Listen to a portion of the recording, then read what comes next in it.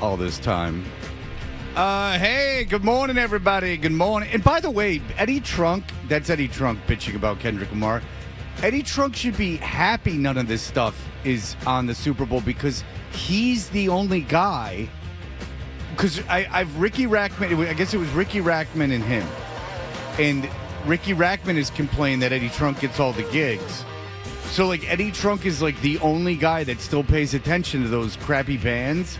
So Ricky Rackman's jealous that Eddie Trunk gets to host the Styx and Foreigner Cruise or whatever thing he's doing later this year. Well, in fairness to Ricky Rackman, like, what else is he going to do? True. So, like, say Eddie Trunk makes, $300,000 a year, like, traveling around doing this stuff. Well, not for the shows, but, like, combined income with everything.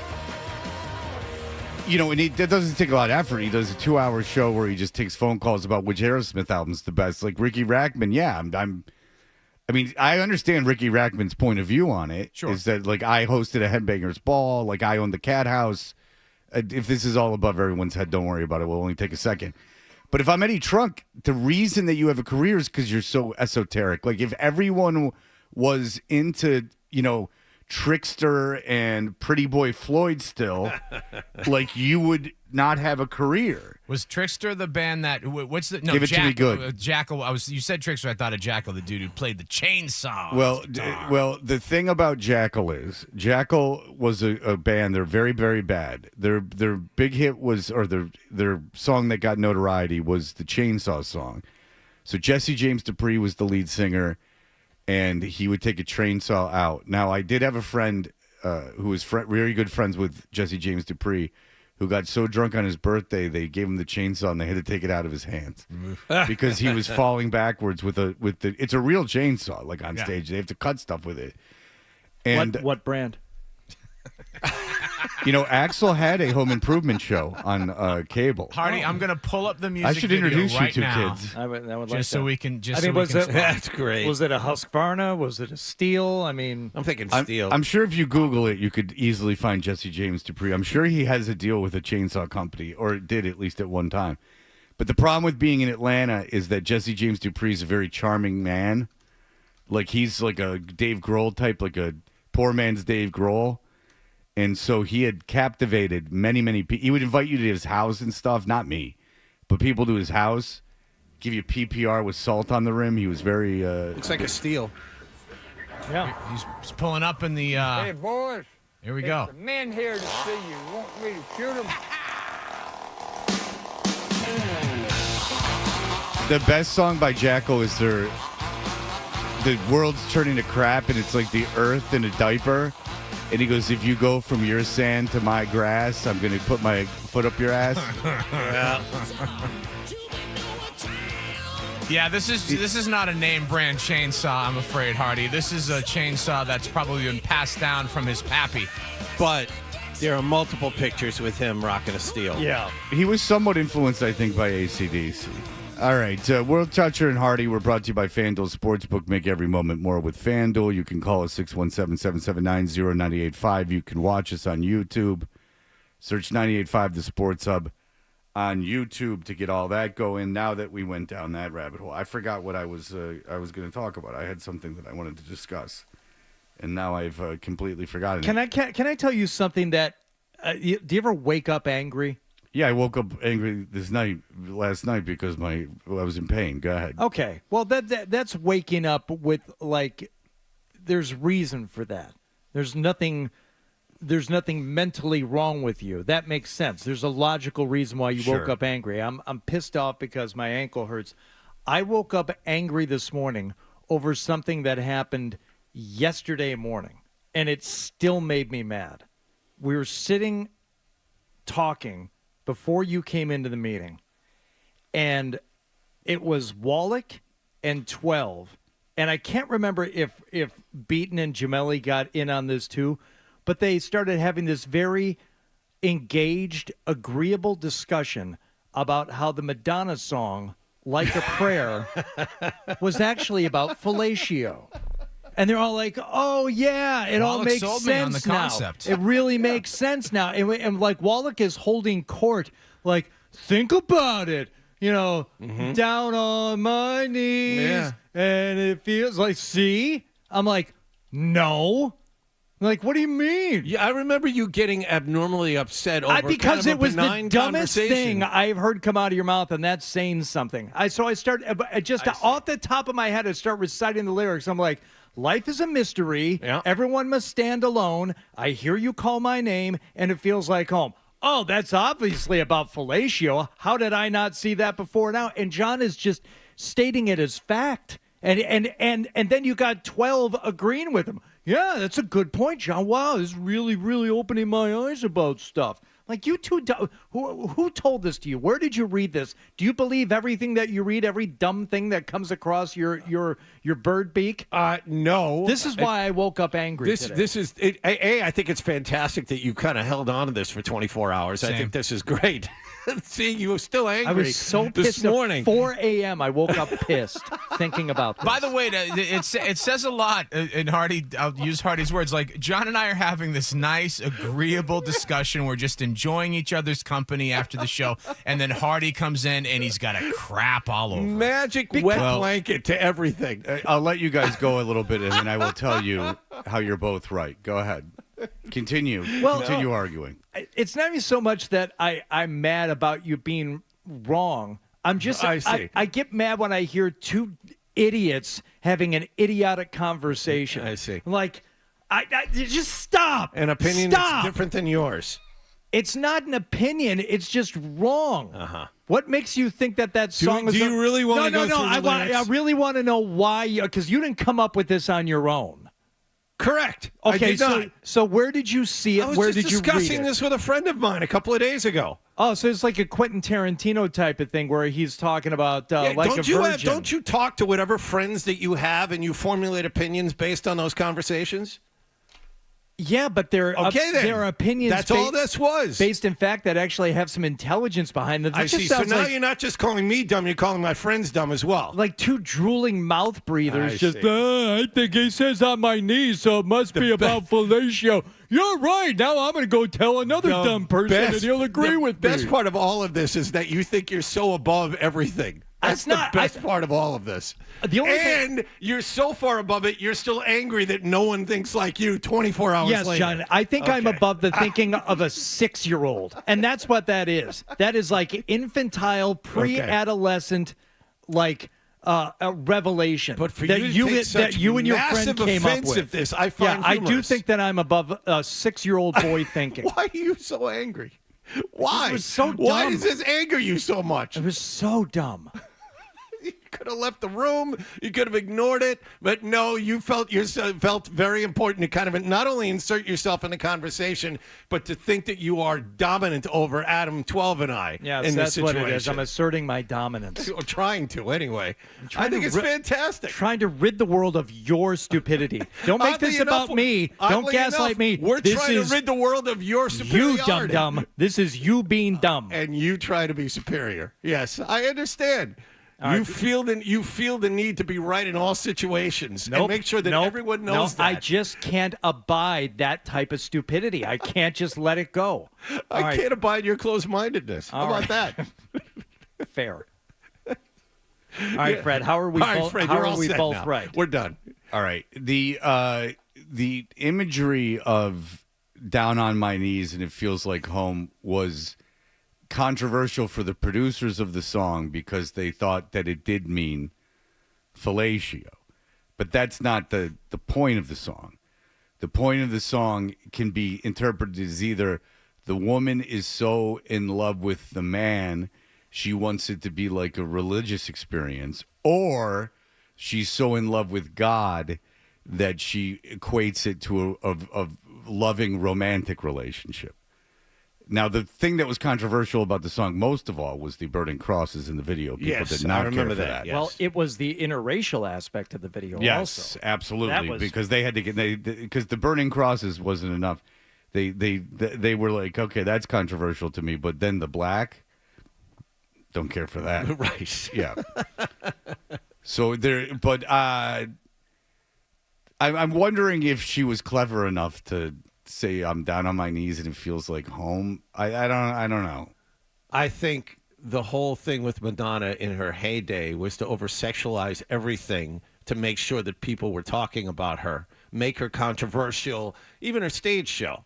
I mean, the whole idea was to go over the top and make sure that people, even if they didn't like the music, would still talk about her performance. Yeah, and I think there is a sexual connotation to that as a result. Of course there is. It's double entendres and things of that nature. Madonna is described like a prayer as the song of a passionate young girl so in love with God that it is almost as though he were the male figure in her life. Right. But there are...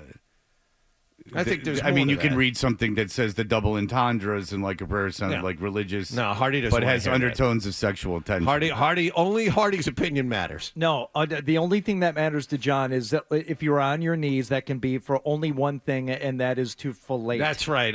That's all I think women are good for. Yes, you that- struck a apparently- nerve. You know what? apparently- I've been trying to hide that the entire time I've been with you. You found me out. You know- said knees. That's what it's about. Bingo. Yeah, high five. I bet you guys can I bet you guys can figure out if you think about Madonna's life, and it's actually kind of tragic in Madonna's life. Oh.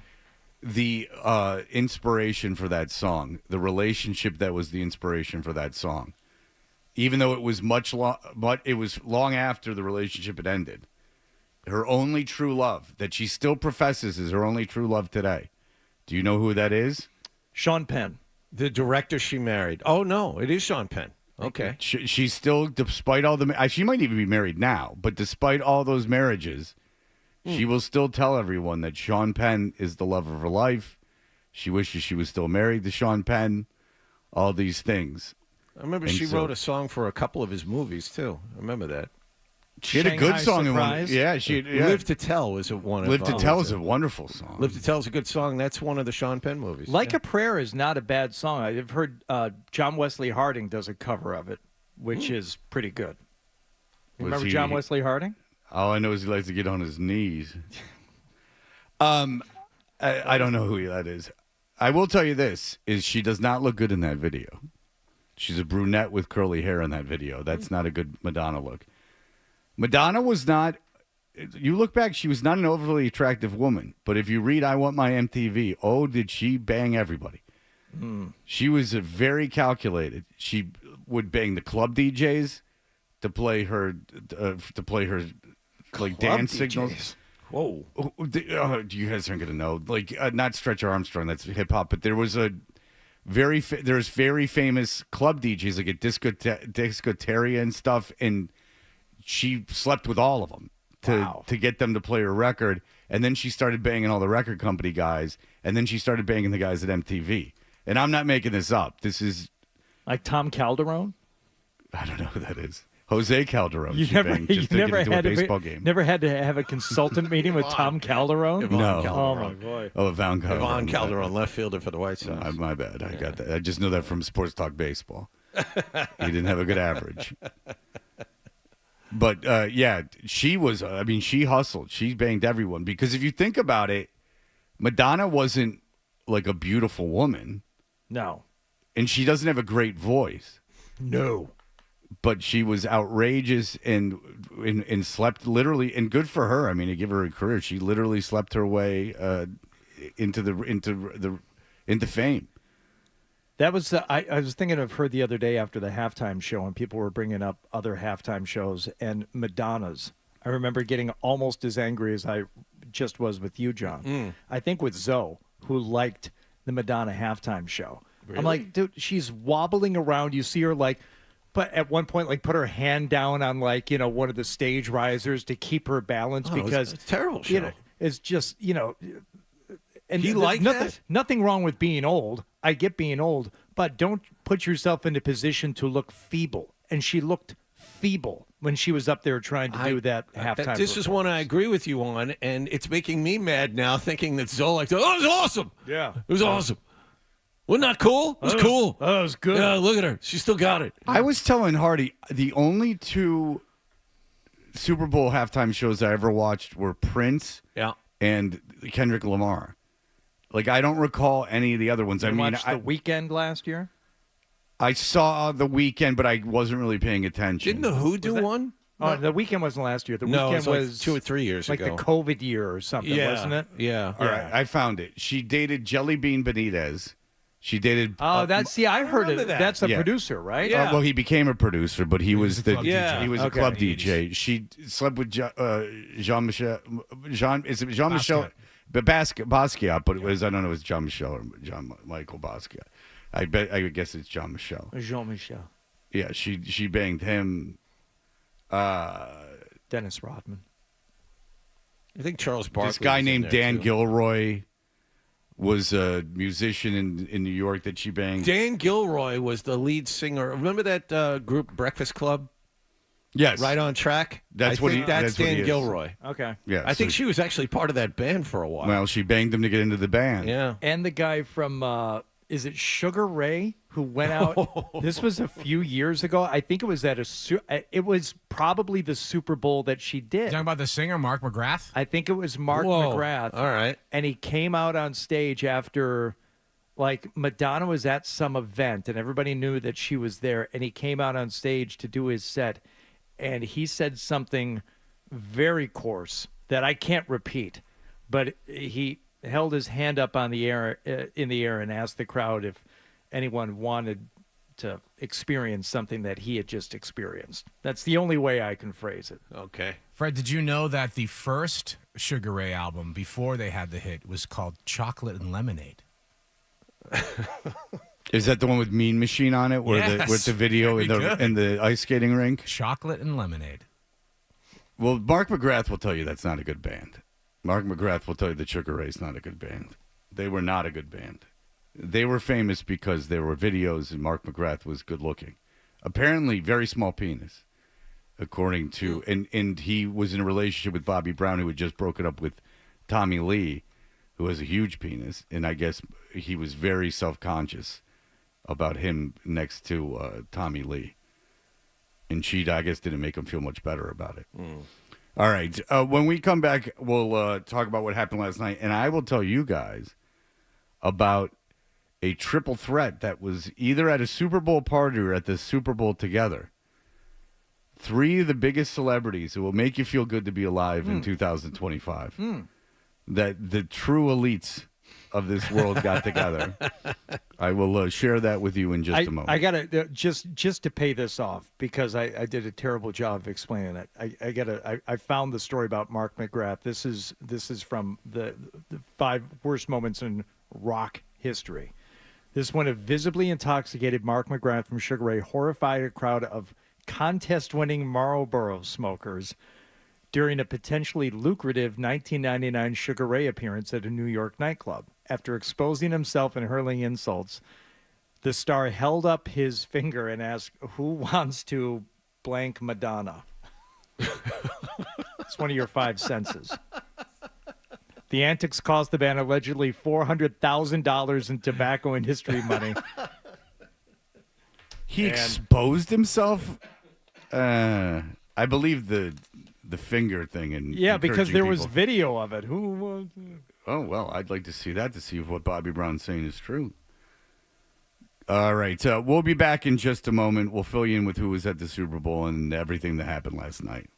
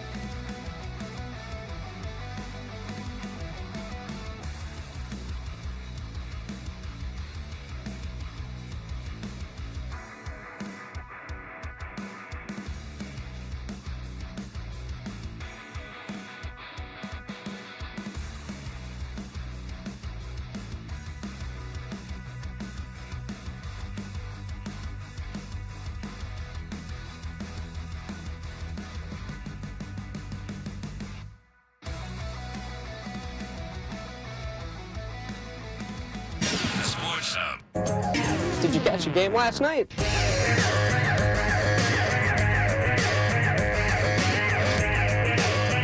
Hey, we are Toucher and Hardy, and the Super Bowl was on Sunday, and that gives people an opportunity to see the stars on and off the field. The people that are in the stands. You saw Bill Belichick and his girlfriend as she posed for pictures in her, while he sat and rested. But I will tell you this: there was a triumvirate of stars that I just saw on my Instagram feed, and it's going to make you wish you were there. I know that we did not go to New Orleans for the Super Bowl, and now I might have to apologize for my role in that, if there was any, because 3 people were standing together at the Super Bowl being filmed, paparazzi everywhere. Mm-hmm. Number one. Okay, so these are not only just 3 people who were in New Orleans at some point during the week, they were together. They're the 3 of them together. It's just the 3 of them. Like an aligning of the planets. Like you could have been in the same area where this happened. And we can play a game. Which one's chomping on an unlit cigar? Okay. All right. All right. The first one is you probably know him, Young Gravy. Young Gravy is a guy I've never heard rap, but he's a tall white rapper. Okay. All right. Yeah. Okay. So Young Gravy is one of the 3. Young Gravy's one of the 3. Mm-hmm. So Young Gravy. Okay. Then, wearing many, many gold chains, Pitbull. Guy Fieri, the Oh, mayor of Flavortown. Yeah. So this is either at the Super Bowl or at a Super Bowl party. This is enough for people to tape. And the third guy, the boom. We bring the boom guy. my God. Which one of them was chomping on an unlit cigar? It's easy. It's got to be the Boom guy. No, it's Guy Fieri. Really? Yeah, Guy Fieri's got to have a lot of accoutrements. He's got to have a lot of things. He does have a lot of accessories. Yeah, he's got a lot of accessories on him. But by the way, this Boom fella he's got less than 500,000 Instagram followers. Oh. Who's bringing him to the Super Bowl? My son was telling me, because I became obsessed with them for a while, and I just like bothering my kids about them. I'm like, have you brought the Boom today? I've sent them. I occasionally send them texts just with like, hey, AJ brought the Boom today, and apparently there's outtakes. Not only the cameo they did where they gave this person 5 booms for their brother who'd recently died, but also you'll be shocked, the father being not so nice to the son about making the videos. Oh. Yeah, like him instructing him, in a very stern manner to do this. And I was talking to my daughter about this yesterday. So if you don't know the Boom people, they bring the Boom. That's all you need to know. It's Big Justice is the kid. Then there's AJ is the dad. And then there's the mom and the daughter are in it. Now, say the daughter is 15, 16. The comments in these comments about the daughter are like very sexualized. Like, and it's almost like to outdo each other to be sexualized. So I was talking to my daughter about it, and I'm like, if I was making an Instagram account like that just featured you guys, and I went and say I made $400,000 a year doing it, but the shelf life on this is going to be very, very low, and the consequence of doing that was that I was going to leave you vulnerable to reading all these messages about you. That because you're like dancing around like we're putting out 5 a day. That's borderline child abuse. Yeah, and I think you're actually being optimistic when you say $400,000 a year. Let's call it $30,000 a month. Okay, because it's not going to last. I didn't even think an entire year. No, you're right. Hey, we're going to give you $30,000 a month this month, next month, the month after that, but your kids are going to have to endure a lot of abuse online. Is it worth it? Yeah, like it's going to destroy their lives. Like they're like, because it's hard enough to adjust as an adult to that stuff. Yeah. I mean, I finally have, but like it's bad enough for kids that are just like in school, like from their peers saying stuff about them, let alone an ocean of And you know, if inherently, if you're the mom and the dad, that this is garbage. Like, there's no way you would think that you going, we bring the boom and then bring one foot over the other in like a very like lame quote unquote dance. You have to know that this is very short money. We like, bring the boom. That's what we do. Yeah, like this is not. We bring the boom. You know, you're not gonna. 20 years from now, you're not gonna be like, you going to the garden tonight? Why? The boom people got a 2-hour spectacular. Like, they did what they did. They're the Costco guys.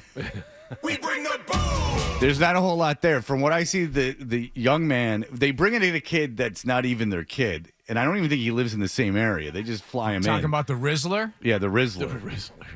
The Rizzler's parents exploited him at a very early age. The Rizzler was like legit like 6 when they started putting him on. In an interview, his parents said, "What are we going to do? There's no Michael Jackson around anymore. We had to give him to somebody." Exactly. Well, but so I don't give the kids any grief for this. I mean, the kids are just doing what their parents are telling them to do, and so it's Big Justice opening up Pokemon cards, and then it's AJ with this like weird smile on his face, like trying food and then giving it 5 booms where he flexes because he's muscular. But he was at the Super Bowl. Yeah. Someone gave him access to either a party or the game. They said, Big Justice, you do this. You belong here. This is somewhere where you belong. You're the Oh, we're so sorry to hear about your brother that passed away. He gets 5 big booms. Boom! Boom! Boom! Boom! Boom! Yeah, just kid on that one, too. Yeah. So now his kid's got that on his head for the rest of his life. Classy. Because when he gets for the deceased relative. So when the kid, gets married and he's an adult and he's long since this has been a thing, at like the groomsman speech, you got to pull up the video where he gives 5 booms to the dead sibling. That's right. You got to bring that up. But I thought about it, and my daughter I put pictures of my kids up because I don't, and my daughter asked me to put the one video thing up, but she's just sitting there. I don't know. If everyone started going insane about my kids, and especially my daughter, I think I would be like, oh, maybe this isn't the best thing to do anymore. That the money, because again, all I know is what Kendra says these people make, but I can't imagine that they make that much money. I don't know, man. If you're telling me that this... We're Costco guys. Of course we go shopping while eating a chicken bake. Oh, yeah, they do. That sounds like it's worth millions. Well, the whole premise of they do a lot of those. The whole premise of that is we're Costco guys, of course. And then like Mama Justice will go, of course, I'm a Costco girl. I look in the mirror. And then she'll look in the mirror. Oh. And then so they'll go, I'm a Costco girl. Of course I, try all the samples. It's like a setup for you might be a redneck, but with no jokes. I see. And this is a moneymaker. They were on Jimmy Fallon, dude. I mean, Jimmy Fallon had him on and sat there with him, and it's super uncomfortable. And it's just all, aside from it's the Rizzler and Big Justice who are kids, so they're fine. And then it's AJ, the dad, who is he wears a plain black baseball cap. And he's got big muscles. Boom! No, we're here with Jay Kind of Funny. No, we're here with Jay Kind of Funny first. Okay. We're here with Jay Kind of Funny. And this is boom. Aaron, we're here with Jay Kind of Funny. Okay. And this is... Yeah, his dad's instructing him that he's not doing the videos right. That'll have no lasting effects. What it was like in the studio. Did he pull a gun out on him like Phil Spector? We bring the boom. When he takes his hat off, he does have a white afro that is all over the place and a lust for the female singers that he produces. So anyway, Young Gravy, I can only assume is great. I was looking at some of his other other things that he's called Mr. Baby Oil, Daddy Aioli, and Little Steamer. Yeah, I'm gonna guess. Some of the things that he's I'm gonna known guess by. Young Gravy's. Oh, we're so sorry to hear about your brother. If you give me an old man yelling at cloud about not thinking Young Gravy's good, then I got news for you. Young Gravy's kind of got like a little Dickie vibe to him from Dave. And it's kind of got the same. The look fun and thing feel about to Little it. Dicky, though, is he's really smart and really self-effacing and made a very good 2 seasons of a show. The first season of Dave, the Little Dicky Show, is one of the great first seasons in sitcom history. I mean, the first scene of the first episode, him at the doctor explaining what's going on with his penis, is a phenomenon. I show it to everybody. I make everyone look at it. No, Young Gravy, I don't think has that. No. You just read the Wikipedia page, and it's laughter material. He apparently missed his high school graduation because he was touring. Listen, I listen. Admire the hustle. Who hasn't had that happen to them? Admire the hustle. Listen, he's getting laid a lot. He's probably in his 20s. I mean, you strike while the iron's hot. Take advantage of social media. You're tall. You're not bad looking guy. Might as well.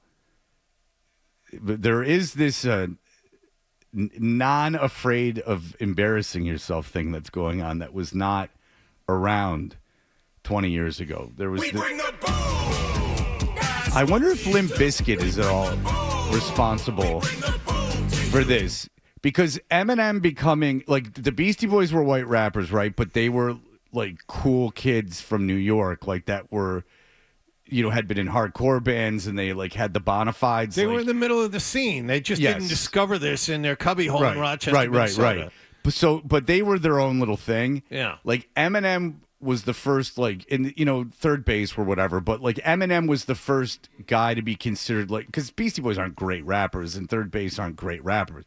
Eminem was the first great white rapper, and he had to like really be great. Like he had to like really be like technical and great and outrageous and all this stuff. And then it just kind of came like you did, now you can just like you get an Instagram and that's all you really need to do. I tell you what, that the whole boom thing, it's not going away. It's been around for a long time now. Boom. Boom. Literally started crapping. That's right. Yeah, POD. The porch pooper. I wonder. Boom. I wonder if POD will sue them. Walked off and went back down the street. Boom.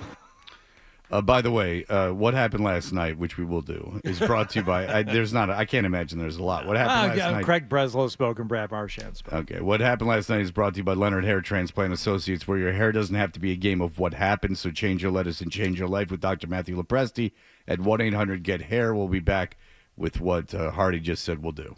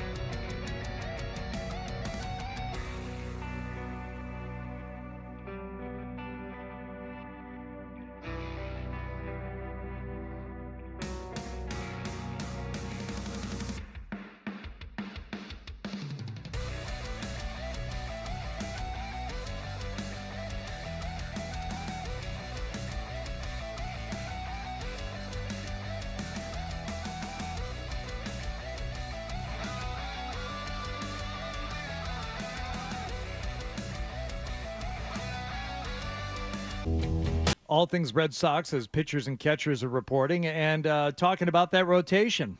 We're definitely considering it. I think there are a few factors that will help determine the viability. Obviously, health is one, performance is another. We'll take a look at the schedule early in the season and try to optimize matchups and recovery. But it's definitely in consideration, I think, largely because we have a number of starting pitchers who are major league caliber who are capable of helping us win games. What's in consideration? A 6-man rotation. Yes.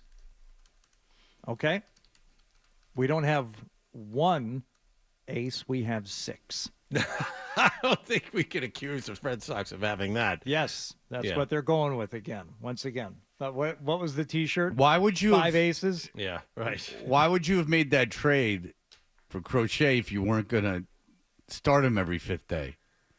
Because they have 6. You have a young star pitcher. Pitch him every 5th day. To me, this is the most like people must have the shortest memories in the course of human history. Like, people sitting there and like, yeah, 6-man rotation. I just want to hold my hand up and say, someone always gets hurt and isn't going to be available for a month. So that's all very cute that you're talking about a 6-man rotation. It'll be 5 by the first week. So, okay, sure.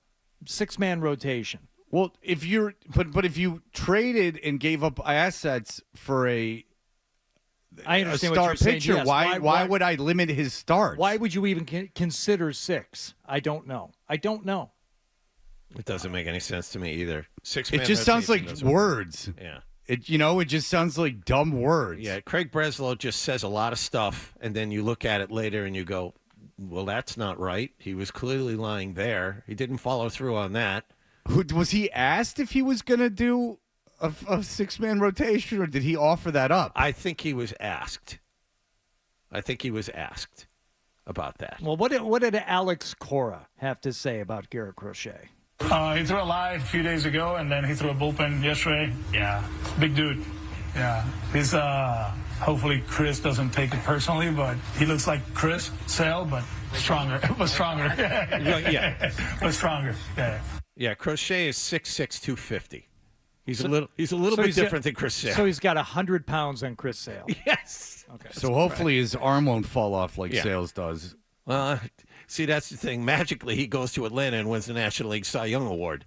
Yeah, but it's funny. I've talked to every pitching coach in this area has talked about what I've said several times is that Sale, just the way he throws, he's going to get hurt all the time. And he did while he was here. Yeah. For about 3 straight years he was hurt, and that includes like falling off his bicycle and hurting himself. I mean, he was built like a stick figure. Well, he also throws across his body. His mechanics are awful. The thing is that, yeah, he was going to win a Cy Young. Like, he has Cy Young caliber stuff. He can be unhittable. Just he can't stay healthy. So it's not surprising at all that he went to the Braves and had success. He stayed healthy, and then when he stays healthy, he has success. Well, it's not just about the starters. Who's going to close?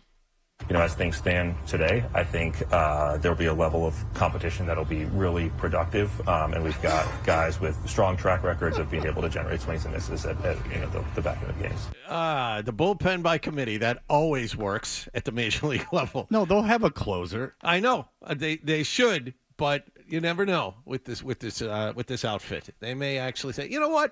Let's go bullpen by committee. Even though we have, as Craig Breslow just said, guys who have been closers before. Well, if they go bullpen by committee, then that's good news because that means you're winning so much that they have to rest their closer. I got news for you. Bullpen by committee means not as many wins. That means guys who don't close and don't have the makeup for it blowing games. Glass half filled or glass empty. That's what that means. You win 3 games. You win. You got a 4-game homestand. It's like runners left on base. You're getting a lot of hits. Oh yeah. It's great. But you get a 4-game homestand. 4th day, the guy's not going to come back out and close the game. You know what? We were 0 for 28 with runners in scoring position, but we had all of those runners. All those runners were in scoring possibilities to position. score. Yeah. There's a lot of swing and miss guys out here. It's all about launch angle. Don't worry about it. It's all about speed off the bat. Yeah. How about your free agency acquisitions there, Craig? There's always some level of surprise, I guess. Unfortunately, we don't control the timeline exclusively. And obviously we haven't lined up on anything yet, but we'll continue to be What are you as waiting aggressive for? as we can. Well, they don't control the timeline. Everyone's waiting. There's the players that are left in free agency are very, very controversial. It's funny because like the Tigers fans are going ballistic. They're like, why haven't you signed? Bregman hasn't been signed for a reason. Like, Controversy. He wants 7 or 8 years. No one's giving him, correctly so, by the way, no one's Right. giving him 7 or 8 years. But, Cora obviously has history with Bregman. He wants him badly, but I don't think the Red Sox are going to do it. I think if they make a move, it'll be to trade for Nolan Arenado, Fred. I mean, who's a lot cheaper for a lot less term and is just as good a fielder. So I think if they make a move, they'll never commit 5 years to Alex Bregman. And it's funny because Arenado's really something. So Arenado, like, shot his way out of Colorado and he goes to St. Louis, and now they're like, St. Louis is like, because of the economics of baseball, we're not winning this year, like at all. Like we are not winning. They came out and said it. We're not winning. This is we're playing all of the youth. We're not making any moves in free agency. Like, this is what we're doing. It's in the St. Louis media couldn't be more on board. I mean, it's like Canadian media. Like they're Everyone's just like so nice. Yeah, it's enough. I mean, I hate it. Like any negative thought is brushed back by the baseball writers in St. Louis as if like, oh well, you don't know. Like, shut up, douchebag. Like that. What are they doing? They didn't make the playoffs last year or the year before. Like, go screw. Like, everyone should be happy you do. You have a press pass, stupid. You get paid to go to the games. People that pay to go to the games have a right to be pissed off. Anyway, wait. You know who's taking over baseball operations for St. Louis next season? Is Chaim Bloom. Yes. But well, listen, unless they fix the salary cap, unless they put a salary cap in, they'll need Chaim Bloom. They'll need someone to do that. But anyway, my point as it relates to the Red Sox is so Arenado had a chance to go to Houston and turned it down. Arenado, for whatever reason, really wants to play in Boston, which should be enough to trade for him. That if the guy wants to play here and he can handle it and he's a veteran, look, he's not a superstar anymore, but he's perfectly capable of playing third base for you. He'll play first base if you want him to, he said. But the thing is that the Cardinals aren't going to give him they're not going to give him to the Red Sox, and they're I assure you not going to eat a lot of his salary. I assure you. The framework of the deal, if you look far enough online, is basically in place. The problem is how much money the Red Sox are going to take on from that $64 million that's left. And so the Cardinals are like, all right, you take this much, and the Red Sox are like, not on your life. That's the stumbling block. And the Cardinals have said we are perfectly fine having Arenado on this team and playing and just having him here. Veteran leader. There are a lot of ways you can sell that. Right. Yeah. And so I'm just telling you from what I'm hearing out of St. Louis, because maybe this is one thing I know out of everyone knows more about me about a million things, but I do know about the St. Louis perspective on this is that they're not going to give him away. And they're also not going to eat his salary because then it's counterproductive because I think it's almost right. Like, why would I eat Arenado's salary when I could just have Arenado play for me, and he's like sort of a draw, and he's a Hall of Famer probably. Like, so like I'm not just gonna give him to you and like eat his salary. So and what you're gonna get from Arenado isn't like some blow away. Like, you're not gonna get blown away with prospects and stuff. No. So they're perfectly content, I guess, keeping it. No, the Red Sox are gonna give St. Louis second tier prospects. They'll take whatever money back in return. But ultimately, I think I'm right. They're not going to go 5 years on Bregman. They'll trade for Arenado first. Well, they're adamant.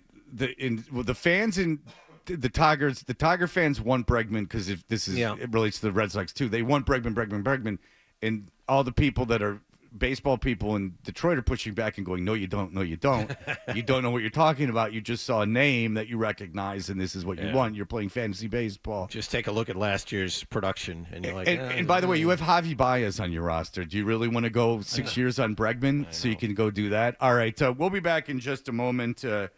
Aaron Rodgers, what will he be doing in the future? The NFL draft, all the mock drafts. Nick has gotten a bunch of them together for us. We can discuss all these things in just a moment.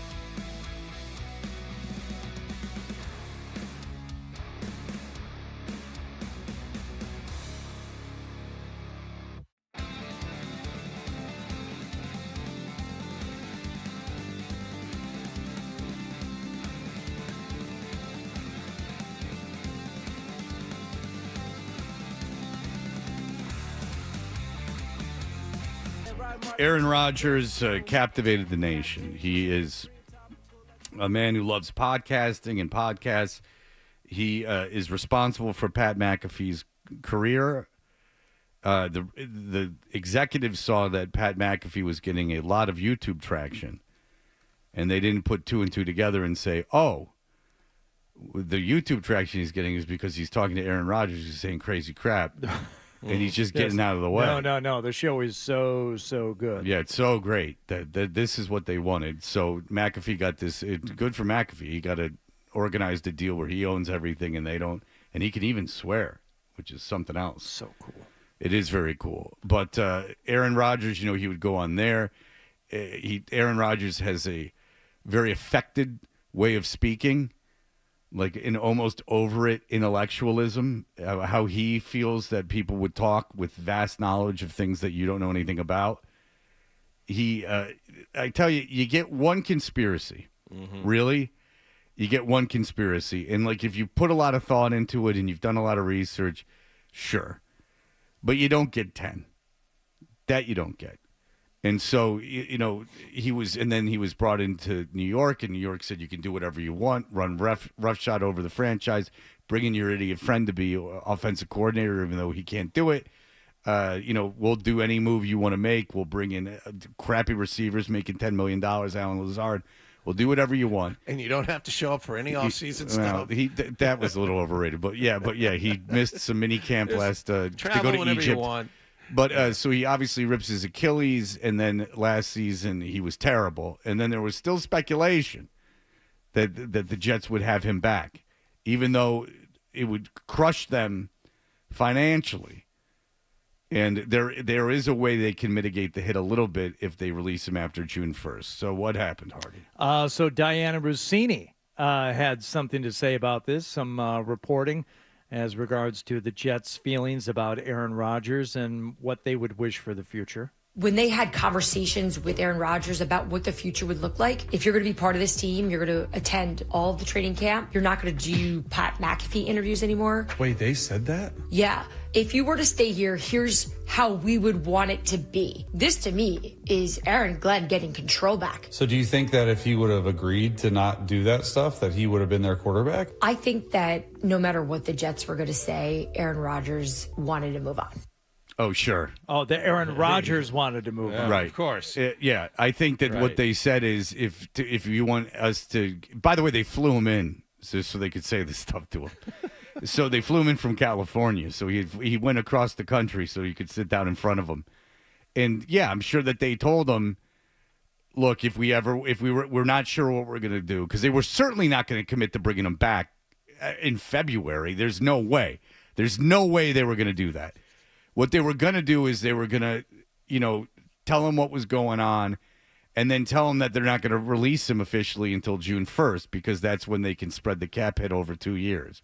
So what did Aaron Rodgers say about this back in December? I just redid my house here in Jersey, so my goal was to play a few more years here. But yeah, where is he going to go?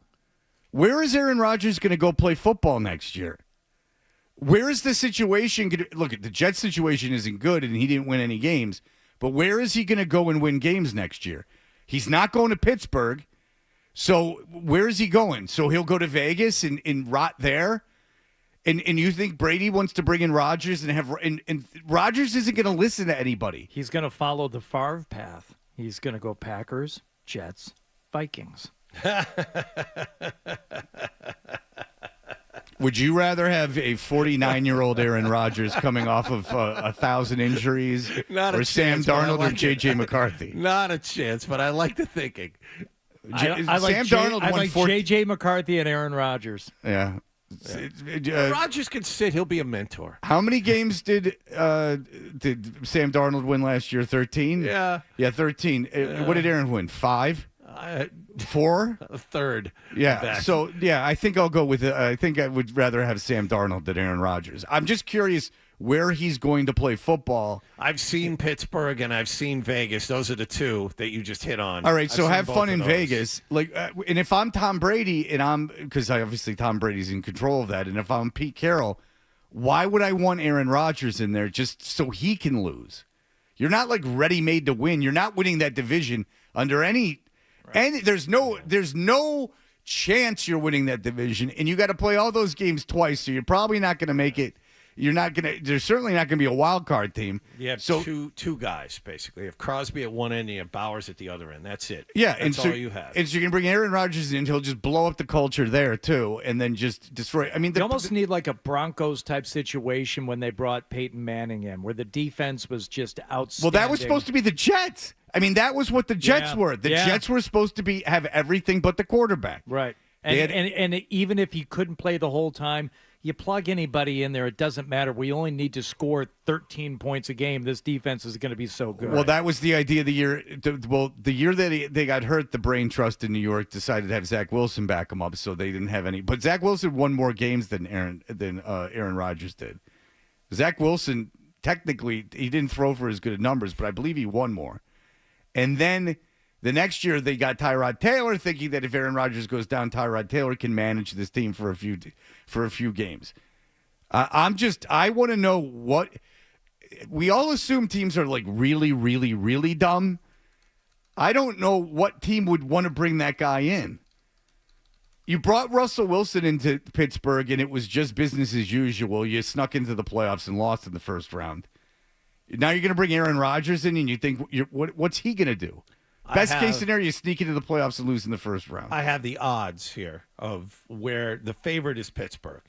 The Raiders are second. For some reason, San Francisco's third and Minnesota's fourth. I don't understand either of those two things. Well, because you have to have teams in there. Yeah. San Francisco's re-signing Purdy. You got to give something. You got to give something for people to bet on. Yes, exactly. I would say Tennessee, Indianapolis. After that, neither of which is going to happen. So yeah, if I'm a new regime in Tennessee, or if I'm that was Callahan the coach? Like if I'm the kid that's coaching Tennessee, that's what I want to do is bring in Aaron Rodgers and have him run.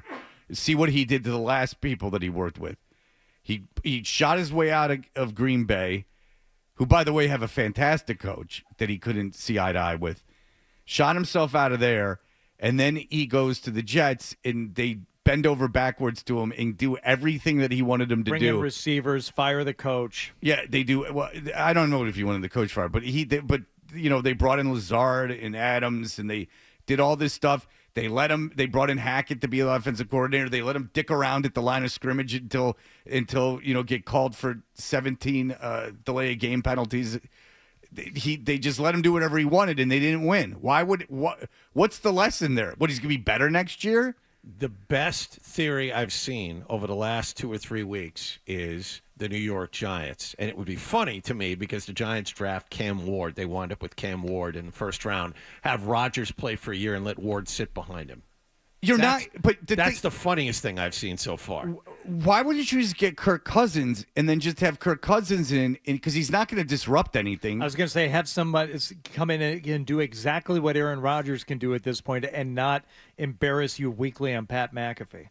And also not bring that garbage with him. I mean, he just brings – and I think some players like him. I don't think a lot of them did at the end of the year. But, people were so blown away that he was, like, on the team. They were, like, kissing his ass. You saw the Hard Knocks. Mm-hmm. So you're going to bring him in, and he's going to listen. If you're the Steelers, you bring him in. You think he's going to listen to Arthur Smith? You think that they're going to get along famously? That Aaron Rodgers is going to get to the line of scrimmage and do what Arthur Smith told him to do? What are the chances of that?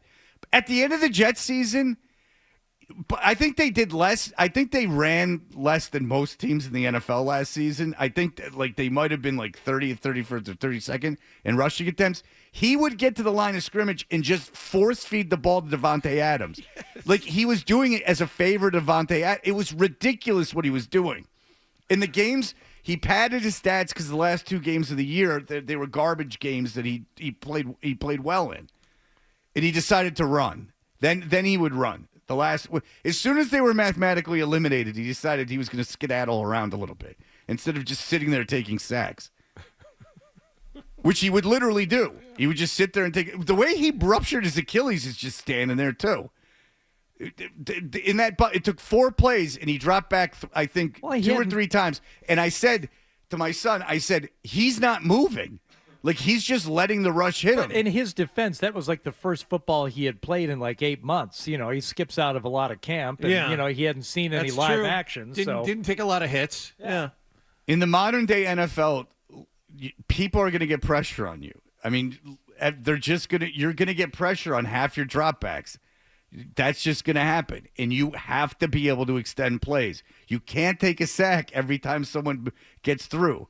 That's asking an impossible task from your offensive line to stop everyone. Hey, all I need is 3 seconds. Just give me 3 seconds, and then we're fine. And slow count it if you would. They 1, 2, 3. Now I can throw. It's funny. You would see even Drake May, even Jacoby Brissett in that game that they lost to the Patriots. Like, Drake May was so far and away the better quarterback in that game in New England. The one in New York, the Jets dominated that game. But the one in New England that they lost, that Brissett drove him down the field, that defense sucks too. That was Aaron Rodgers' best game, that first game against the Patriots. He was able to maneuver out of the pocket. He was able to actually run around. Patriots were defenseless against him. And I remember in the second half, the Jets basically ran the football, sat on it. So it would only be a 21-point win instead of a 41-point win. I watched every game that guy played last year, and I'll tell you that Kyler Murray went 22 for 24 against them. Oh. It was like watching another game. You talk about Josh Allen. Someone gets through. Josh Allen scrambles. He scrambles with his eyes downfield. He's looking. He's extending the play. Aaron Rodgers, you get through, I'm hit. And then I'm pissy and hurt. Now I can't move my leg. Oh, he sucks. Good luck. If Pitts, good luck. Well, Fred, you can stop worrying about it because they're not bringing him back, and he was gone anyway, according to Diana Rossini. He was going to leave anyway. He's got to go where other things. He's you don't want me? Well, it's too teams. late. I already said I'm not coming back. Yeah. All right, and then one other thing. Bedard was on Felger and Mazzy or yesterday, or whatever the hell day it was, and he was talking about how Joe Thuney having to switch to tackle from guard was getting killed by the Eagles, and he has very short arms. Mm-hmm. So he said, before you start taking Will Campbell. Oh, I know. I've heard all about the short arms. That he has short arms, but it's not BS apparently. Like, you have to at least have 33-inch arms. What do I know? Will Campbell's like 30 and a half or something like that. Some crazy number. But like at least 33. Like, ideally you have like 35. Mm-hmm. Because you have to be able to, keep the guys off. Keep people off of you to dictate and get leverage and stuff. Mm-hmm. And so that's why Thuney doesn't play tackle, is that he got just completely abused. So I would be a little careful about this Will Campbell situation. I do. We won't get into a lot of it, but we'll do it through up until the draft. These mock drafts you're seeing now is not how I think things are going down. I do not think how things are going down. You don't think Hunter and Carter are both going to be gone? Maybe that will happen, but in terms of like the top 10, I think that there's going to be wild swings based on the combine, based on interviews, based on workouts. I think that there's going to be wild swings because if I got a feeling that if one of these, like if the kid from Ole Miss or the kid from Alabama have like a tremendous workout, Jackson Dart, Jalen Milroe, that one of them could move up into the first round or into the 20s. I saw a mock draft. Hardy, you remember this? I saw a mock draft that had Milroe going to the Lions at the end of the first round. Well, there's also the talk the Jets are going to trade for Hendon Hooker, which I would be absolutely elated if they did. I think that's the best case scenario, and I think it's great for the Lions, too. Get some draft capital for a kid that you picked and developed and is not going to play for you. He's old, too. He's like 25 years old. He's never – I loved Hendon Hooker at Tennessee. You know another name that was brought as a possible Jets quarterback? Joey the Milton. Really? Yeah. But they said the Patriots probably won't give up on it. No. That's what they said. Can't give up on that kid. Can you imagine if the Jets traded for Joe Milton? He's your starter. You would be. That would be great. It would make me so happy. That would make me very happy. It would make everyone happy but me. Yeah. That might be a top 5 moment for me on this show if Joe Milton became the Jets quarterback. I would just be like, of course, this is my life. And then they win the Super Bowl. Jets win. I told you all along. And you're not invited. Yeah, and you're not invited. Division. The funny thing is, the Patriots know how much I made fun of him. Yeah, So, I know. and they're the ones who sent me the Joe Milton jersey as like an FU, like a funny FU. But so I don't doubt that Joe Milton might have heard how much I've been against Joe Milton. Spurred him on to greatness. And he could kill me with one look. If I meet Joe Milton, it's like It's a very large individual. It's like Joe when Milton. it's like when I saw Slater, and Slater was like, ugh. Every time I saw Slater, he was like, yeah, you're the guy who makes fun of me. Yeah. I'm like, yep. All right, we'll be back. Christopher Price, speaking of your New England Patriots, he has thoughts on what players are going to be affected the most by this coaching change. We will talk to him about that very topic in just a moment. Stay tuned for more Toucher and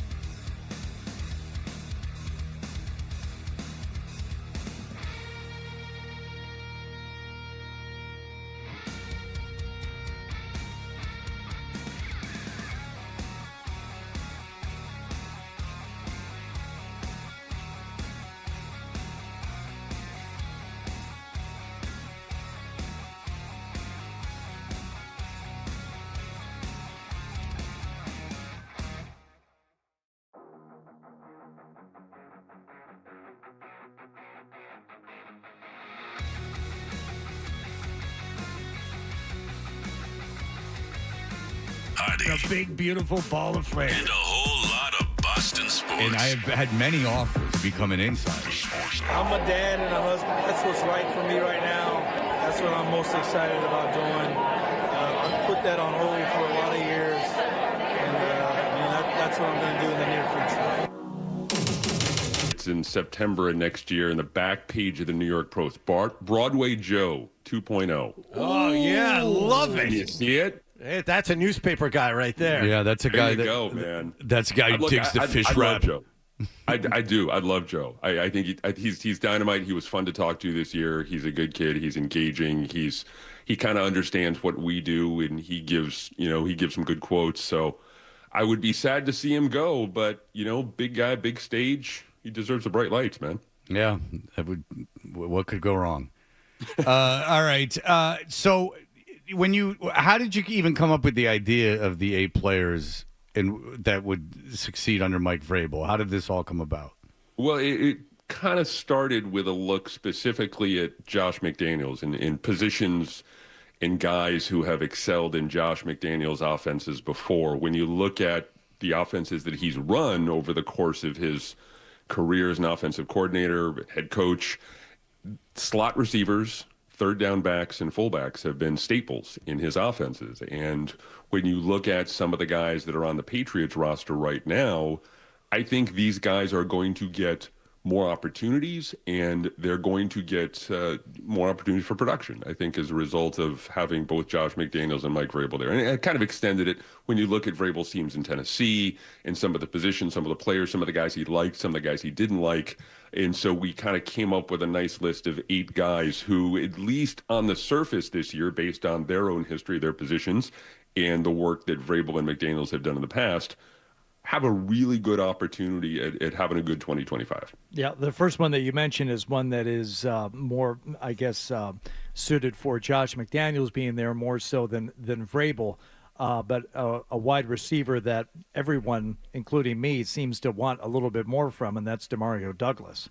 Yeah, I think he's a guy who, if he is someone who is in his playbook and someone who stays healthy, this is a guy, when you look at the slot receivers that Josh has had over the course of his career, and look, I understand a lot of it is, working with Brady and getting into the system with, again, McDaniels and kind of picking up a lot of stuff, picking up a lot of the offensive shorthand that he puts out there. But look, Pop should be the guy. And when you consider Welker, Edelman, Jacoby Myers, and, here and in Las Vegas, this sets up to be the kind of season where, Pop should have 60, 70 catches.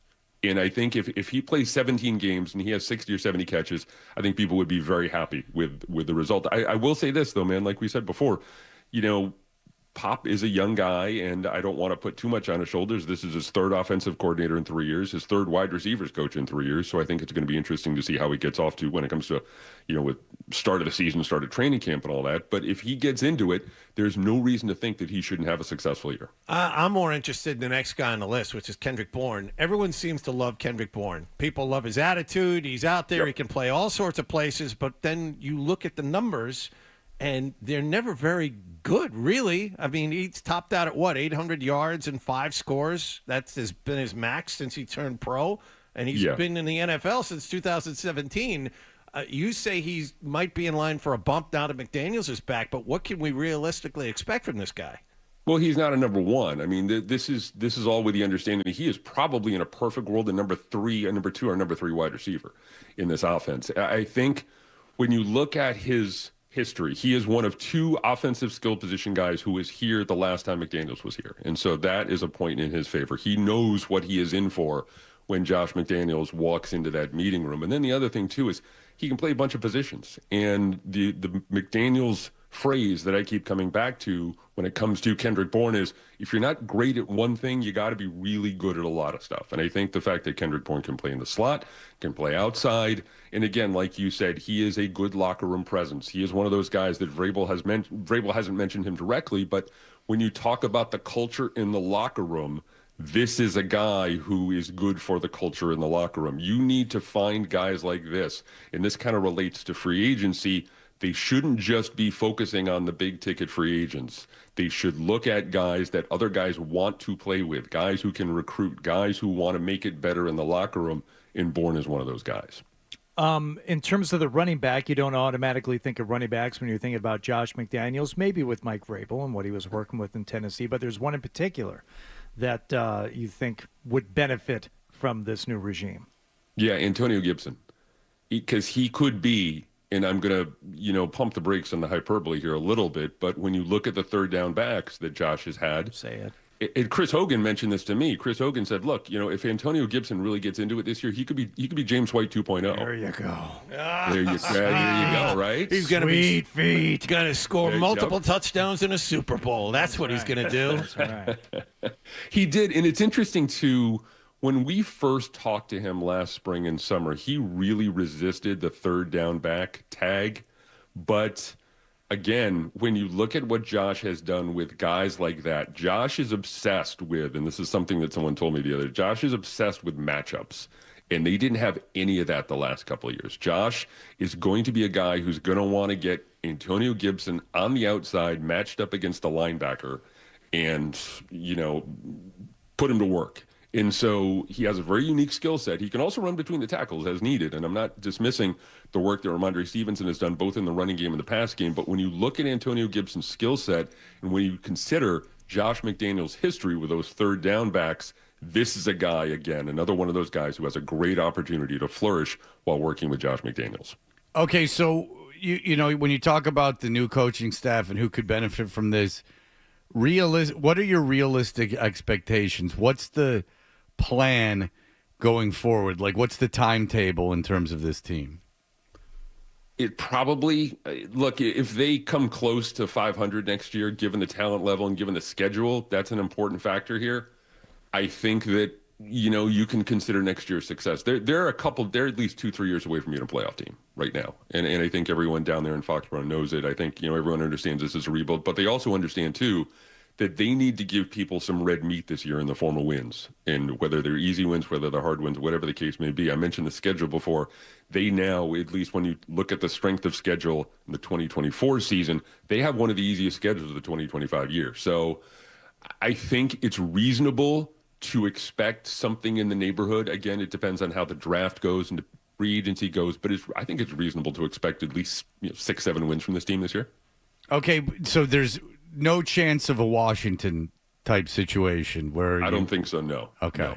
No. Unless I'll say this, unless they completely get lucky in the draft and they are able to, get a number one from the Raiders next year, the year, for number 6. And unless they pull something off in the draft, I don't think that there's going to be an instantaneous turnaround with this team where all of a sudden they go from 4-13 to the playoffs. You need to nail at least one or two of these draft picks and have them start for that to happen, like both tackles, for example. Yeah, We've seen Dallas do it. We've seen the Rams do it. You need something like that. Yeah, you do. And I heard you guys talking before I came up with the questions about the tackle, and I talked to Dante Scarnecchia for a story that's up now at BostonGlobe.com where he's not sure about taking an offensive tackle at number 4. He talked about, hey, you got the pick at number 4. If you like a tackle there, great, but maybe you go after the guys who score the touchdowns or get the sacks. And it's going to be really interesting to see what they do there at 4. There are an awful lot of possibilities. I think a lot of it goes back to what they want to do or how they execute free agency. I think there's a chance for them to crush free agency because, look, you go out and you get Ronnie Stanley. I don't think they're going to get T. Higgins, but if you go out and you get a top-level tackle, maybe that lessens the need for tackle at number 4. You can think about trading back. Maybe you take the 12 from the Cowboys and you go get Ted McMillan, for example.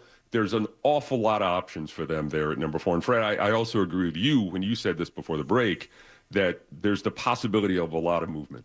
At the combine, the pre-draft process, one of those quarterbacks could jump up the board.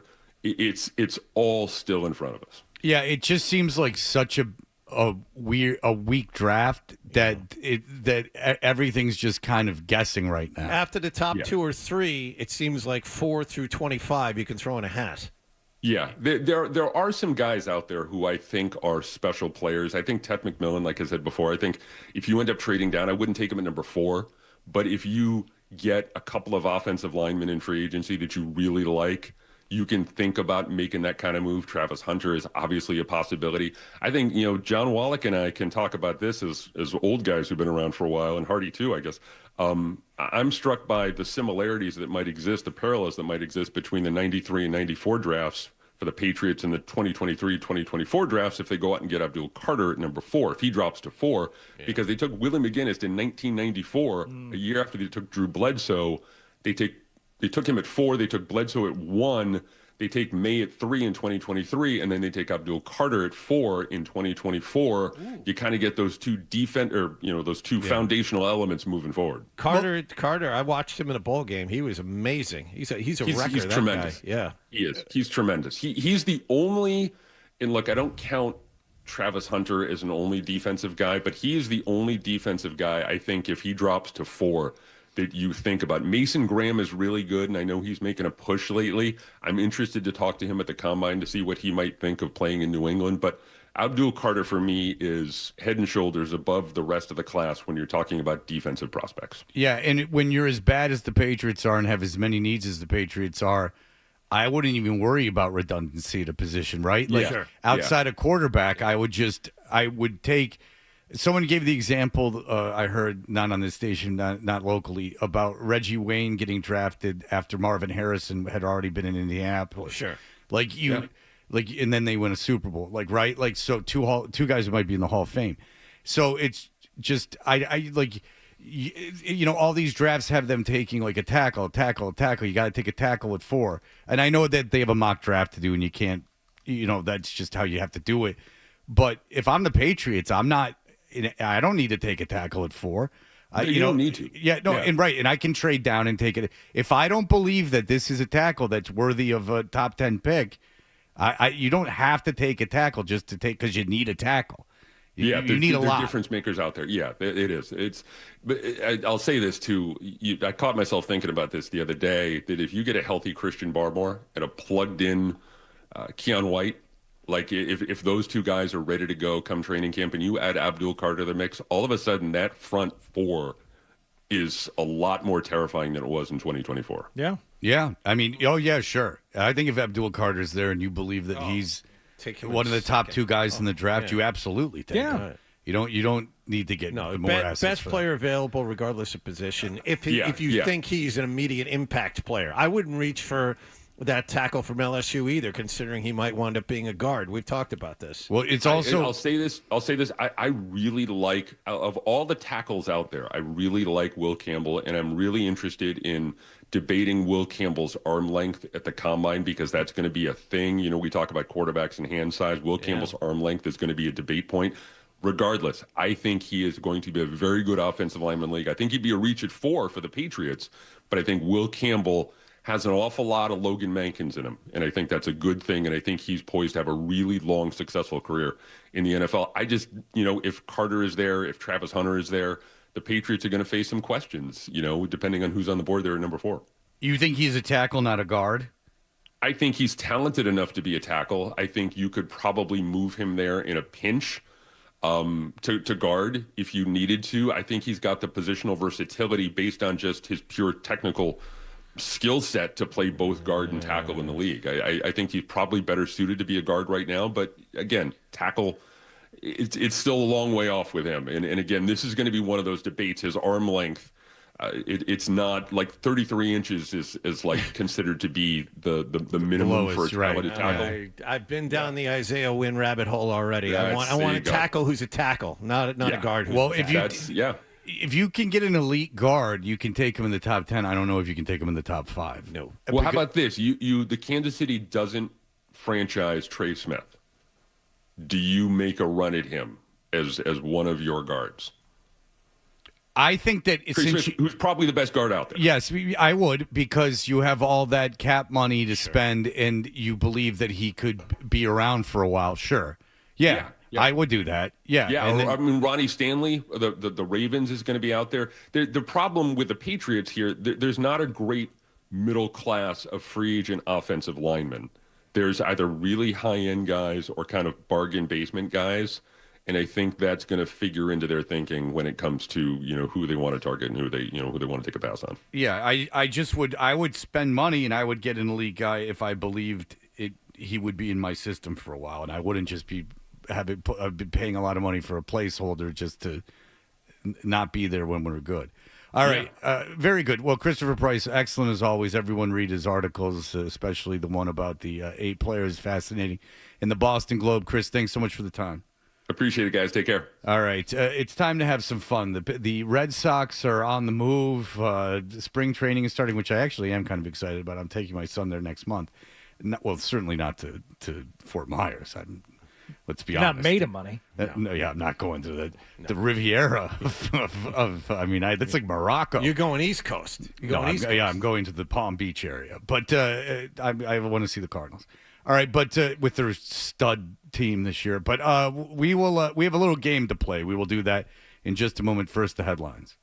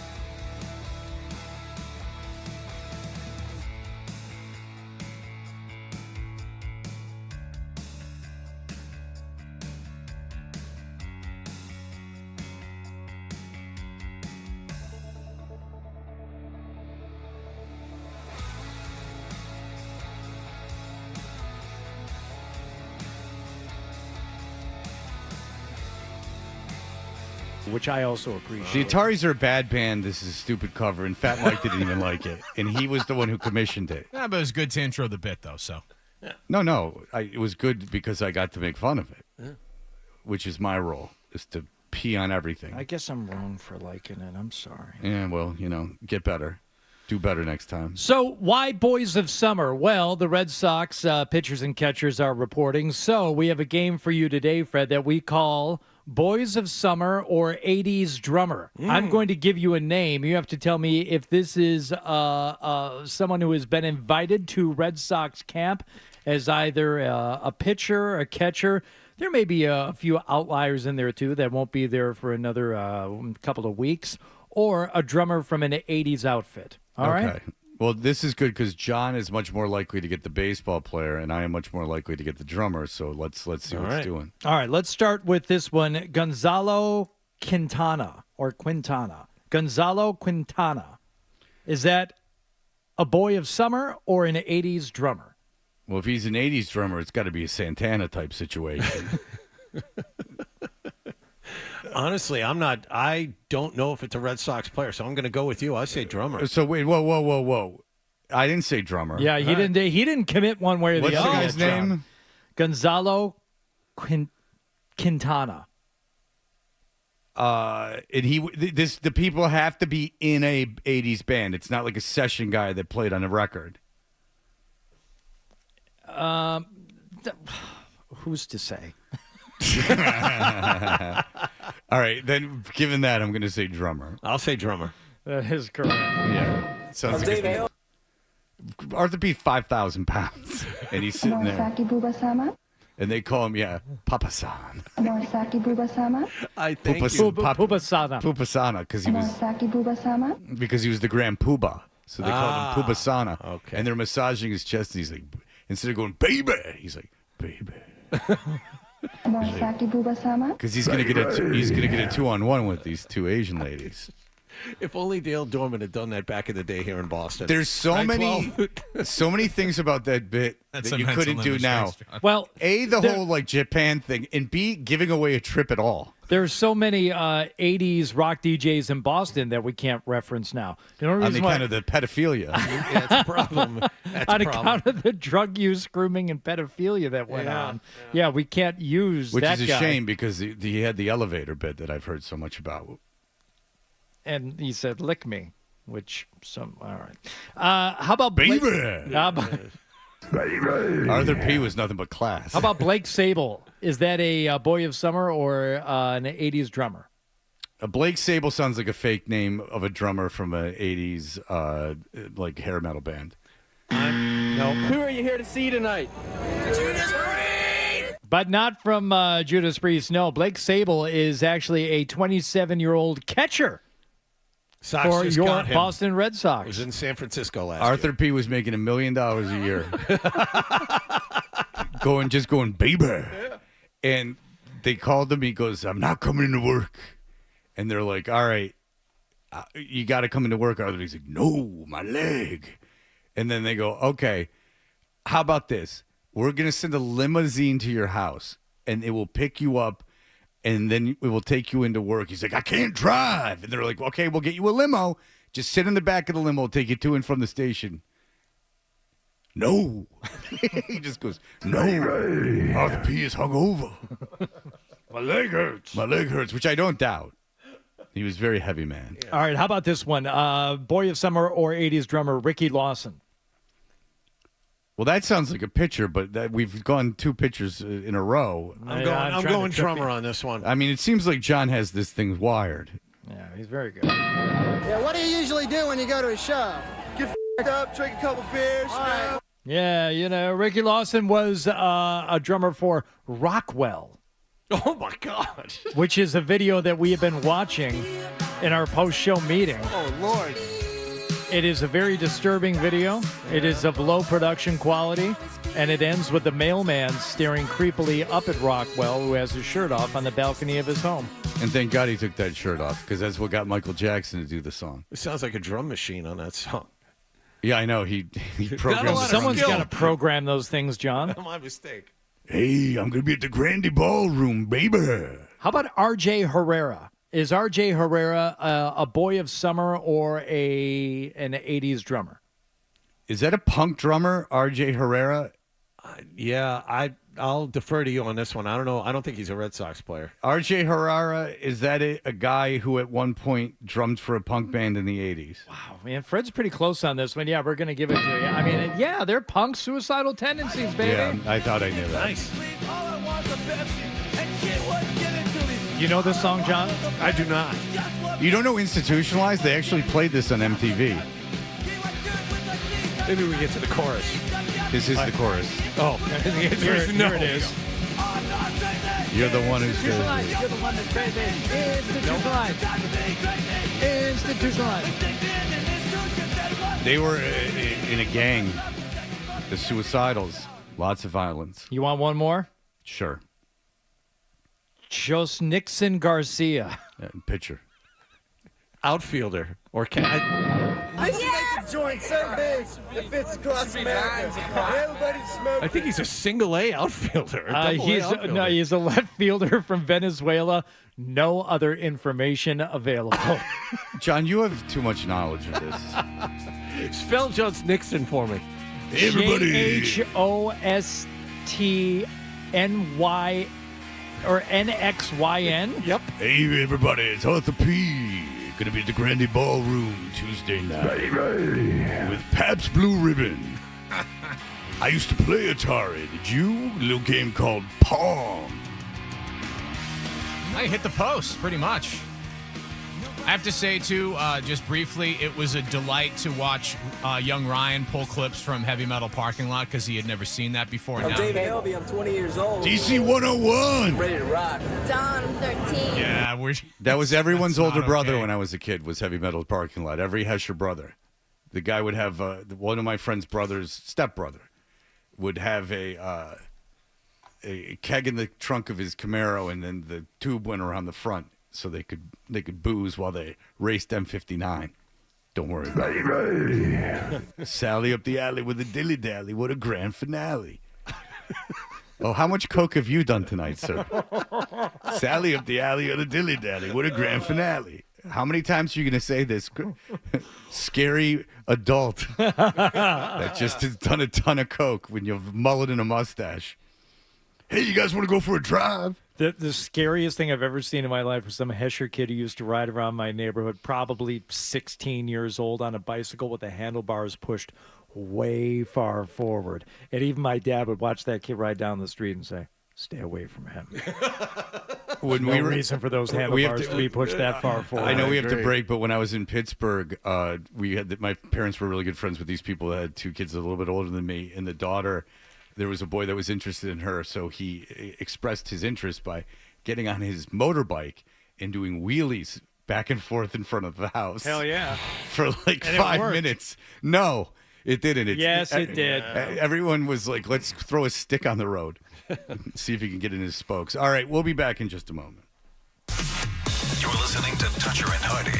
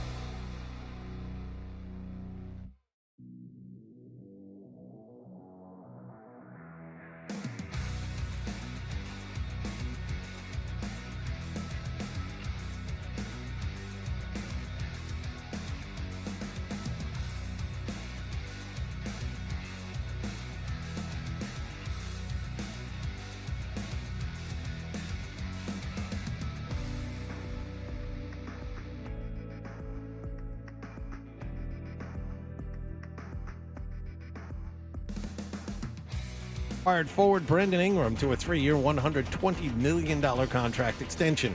The Red Sox opened up spring training to pitchers and catchers yesterday in Fort Myers. Chief Baseball Officer Craig Breslow told the media he's still on the lookout for a right-handed bat for his lineup, and for now he sees the closer's job as wide open. As things stand today, I think there'll be a level of competition that'll be really productive, and we've got guys with strong track records of being able to generate swings and misses at the back end of games. The position players are due in this weekend. Also, former Red Sox closer Kenley Jansen has a new job. He signed a 1-year contract with the Angels last night. The NHL is on a 2-week break. The reason why starts tonight in Montreal. It's the Four Nations face-off. Canada plays Sweden tonight. The U.S. has their first game of the tournament tomorrow night in Montreal against Finland. And former Patriots assistant Matt Patricia interviewed with Ohio State this week for their vacant defensive coordinator job.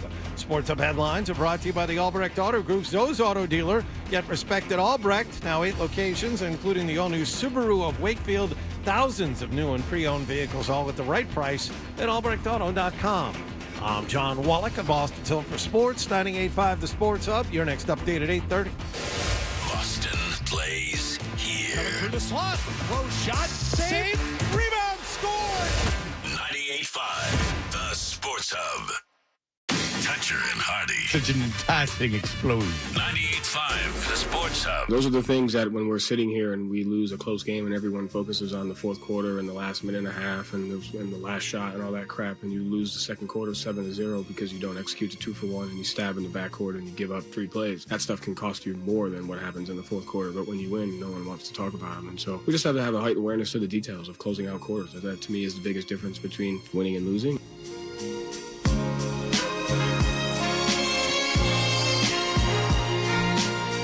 Hi, we are Toucher and Hardy, brought to you by FanDuel Sportsbook. Make every moment more with FanDuel. Chris Forsberg covers the Celtics Sports Boston.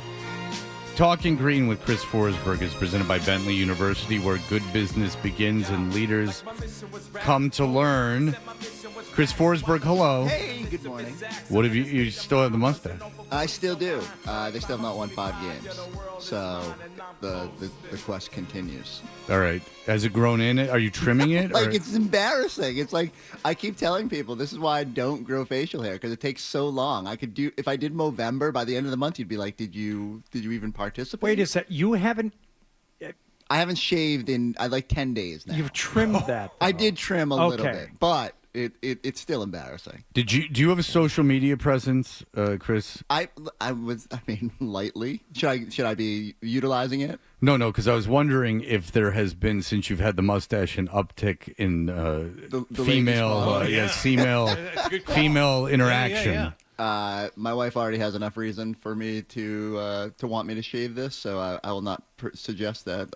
It's still only Bitcoin people in my DMs. Okay. Yeah. Can you turn your head fully to your right, please? Yeah, I know. I saw this too. You want the swirl? What's going on there? What's happening? All right, so explain what's happening. Explain what you're looking at. I'm looking at what looks like a Z with an extended tail down the back, shaved into the left side of Forsberg's head above his left ear. It's almost from Kid and Play-esque. It's a high pop fade. Yeah. I'm going to be further enabled. One of my favorite groups. So they have one song, but go ahead. No. Funhouse. They had multiple ones. They had multiple movies. They have a great movie. Now, House Party is legitimately great movie. Sequel not good. No. Well, hold on. Bean Pie Black? And then in between, didn't they have Class Act? So it was like, it was the original, and then they did a spin-off of the movie, and then they went back and did a second. Yeah, and they tried to pajama jammy jam it. It didn't work. Well, and they had the kid from Young Black Teenagers, the white kid with the dreadlocks. That's right. Yeah, that's right. There was if you don't know, there was a white rap group called Young Black Teenagers, and in the movie he goes Bean Pie Black. Yep. Because he's made himself Muslim. Mm-hmm. So all right, so here you are like a kid. Play was the ladies' man, but you chose Kid, who got with Martin Lawrence's girlfriend. So okay, so I'll just explain it this way. When I was a kid, I used to love shaving things into my head, and I've just never grown up. And so my barber Nick at True Penny in Worcester, don't clog up all his times. He has the freedom. Is that how much it costs? It actually goes down when he shaves something. No, I tell him every time he has freedom to pick whatever he wants to put in there, and so he doesn't like you. Z. So he's big Z. I think it's more like it's supposed to just be like a swoosh of some sort, not like a Nike swoosh, but like some sort of fun little thing. But my oldest daughter, her name is Zoe, and so I suggest to her. My youngest is Lexi. I don't know if I can put an L into my head. Maybe a cursive L will look, but I think like Laverne. You should put Shirley. Do it that way. The Z, and then the L. Another one. What could have any problems with it? You should intertwine them. You'd be like Kanye. People already look at me like this kid is so weird. The glasses, the way I talk, and then I shave things into my head. I sometimes think maybe I'm trying too hard. Do you have a tattoo? I do not have a tattoo. Why not just get a tattoo of your daughter's names? If I was, it's funny because my wife has multiple tattoos, and I don't know. I'm not like fearful of it. I would probably be a baby, and it doesn't hurt that bad. The ones I've got that, and then I suppose it depends where you get it. Like Right. It didn't hurt on my leg. It didn't hurt on my forearm. It didn't hurt on my shoulders. The one that's on my lower arm, but my elbow kind of hurt. Did the tramp stamp hurt? No, because I had been knocked out by the gang when I got that. It was post-coitus. It's like the mustache. When I see other people with tattoo sleeves and stuff, I'm like, man, that's awesome and cool. And I just don't know if it would work on me. It's funny because mustaches have gone from like this hipster thing into like kind of almost a scary thing. Oh no! There's not you. I waited too long. Not you. No, this is my own. What do I know? I'm 50, but like in my own opinion, that I see people with mustaches, and I'm like, sometimes I'm like, oh. Are you looking up the pricing? Oh no! I was looking at their Instagram though, and it's not quite a hipster barber shop, but it's. I mean, there's Worcester. There's definitely some cool stuff going on in there. I'm wearing this sweatshirt. Not that I knew this was going to happen, but if you're on the YouTube. He's got two locations now too. There's one in Sturbridge. If you closer to Boston. That's exactly what you want to do. I saw the grand Go off opening in the middle of nowhere. The grand opening photos. Yeah. Were you guys aware of the barber shop that was right by the old station in Brighton? That was like the black flag. It had like the black flag logo as the guy's. It was like a real, like, old dumpy barber shop. Really? Like, you wouldn't even know it was there. No, I didn't. But he had that black flag logo. Like, it was kind of a takeoff on that. I had a friend who used to go there. When you went there, Miller High Life in the refrigerators and Hustlers. Oh, wow! In penthouses, like, couldn't that available. get awkward? Yes, but I think the guy lived above it, and so I think the guy's thing is like, this is the barbershops that I grew up in. I have like a slight recollection of Playboys being at a barbershop, but I don't know if that's something I've like put in my memory. Like I have a slight remembering of that. I've never went into the barbershop, but I had a friend who that's the only place to get his haircut, and he lived in Providence and would go up to get his haircut there. No, when I was a kid, we had a place in Lexington Center that had the Playboys in back. It's true. Yeah. And I was going there. I was getting my haircut there when I was like 11. And they had weird. Playboys out. It was wild. Like, what are you supposed to do with those? Seriously. Like Hustler is what are you, like, reading it? Like, what are you supposed to do with a Hustler? I'm in the interviews, you know. Yeah. Hey, how's it feel to be a stupid hypocrite? All right. Any excuse to do Larry Flynn. I do like the idea of High Lives. I was at a barbershop. We were in Indy. Well, he also did have Highlights magazine. Oh, Highlights. I thought you said Highlights. No, go ahead. No, you're just giving him another way to accessorize his body. He got all excited. Do that. Put the highlights. Tips, frosted tips. Be great. My first license picture, I had frosted tips, and I've preserved it because to look back and I will look back on my life and someday and be like, wow, at every stage, ridiculous, just bad decisions everywhere. But the haircut is the least of the troubles, and I love my barber. So it's funny that Hardy recognized that. I never would have recognized that in a million years. The Z in his head. No, 12. You got to catch the right angle because I didn't. No, if I you, can't see it. I from got here. a clear view. If you hadn't brought it up, you'll notice tonight, like when I'm on TV, I'll be irrationally turning this way as if to show it off, and Okay, are you going tonight? Because Yes. Wembanyama is going to be there. It's going to be a good game. Yeah, are you excited to see? Have you seen him play? I am. I've not seen Wemby in person, and it feels like it's going to be like he's going to be a roadblock to where you want to be sooner than later, and I'm excited to see that up close. Yeah, where do you think he ranks right now as a second-year player? So I mean, there's always like this period where a guy comes into the league, you can tell right away they're going to be a superstar, but the team itself takes some time, and adding Fox will help, but I actually thought they'd be a little further along to this point. Like this year, I thought they'd be in the mix more. I know the West is tough, but I thought they'd be maybe even above the play-in. And they just got Fox. I mean, he was right, but by then Chris himself Paul. for I still like. How old is Chris Paul? How old is he? He's like 107. Yeah, I mean, come on. It's not going to take long though, and it's not going to take a lot of pieces. They've got young guys that will develop alongside him, and which is good because you need like guys on the same timeline. And it just felt like they were waiting to add pieces, and so we'll find out if Fox is the right guy. Like I really like his game, but I don't know. I think he's maybe a little bit overrated in terms of what people think he is, and I don't know if he's enough to push them fully to the next level. Have you heard what's going on in Dallas and how they're handling their fans? Not well, but it is kind of amazing. Like, is it any surprise?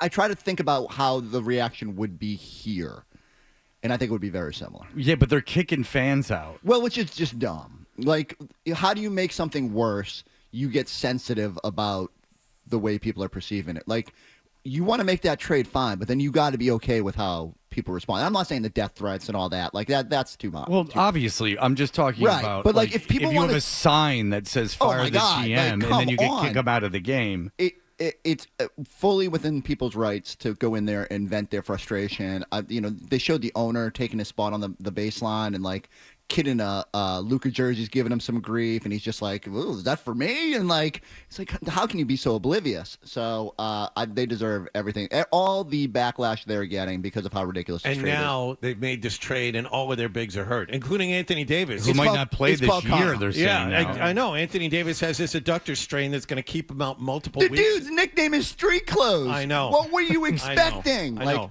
But you got other guys that were there earlier, like Daniel Gafford just got hurt the other. They have no big men now. To hear people, though, trying to justify it from the Dallas side of the trade immediately after it happened, it's like, hey, man, Dallas got back a premier player, and it's not, this isn't just a one-sided, ridiculous transaction in the NBA. Dallas is, maybe not right away, but they're going to be really, really good because of the addition of Anthony. If he plays, If he plays, sure. So I heard a national show yesterday, and I don't know who they were, and one guy was from Dallas, and there was a girl, I don't know where she's from, but the guy from Dallas, and the girl was like, they were talking about the trade, and she's like, they couldn't get him, they brought in several trainers and nutritionists, and they couldn't get him to do anything, drinking and eating, and like, I don't know about the drinking, the guy's like drinking, and then she's like, this thing about like this, and he's like drinking, like he kept emphasizing, like, because, and then he was like, a lot of he wouldn't say it, but he's like, a lot of players don't drink during the season, like a lot of athletes won't drink during the season, and then they kept bringing up Luka's drinking as being a thing. I'm just telling you something's going on. And I wouldn't ditch the guy if he had a drinking problem. I'd help him. But the thing is that something is going on. We're all left to speculate because there's no rational explanation for what Dallas did. So we're left to assume there's something else there. But I do subscribe, and I forget who. I was listening to one podcast and someone say maybe it was Simmons. But like, this will be the best thing for Luka because he's going to go to LA.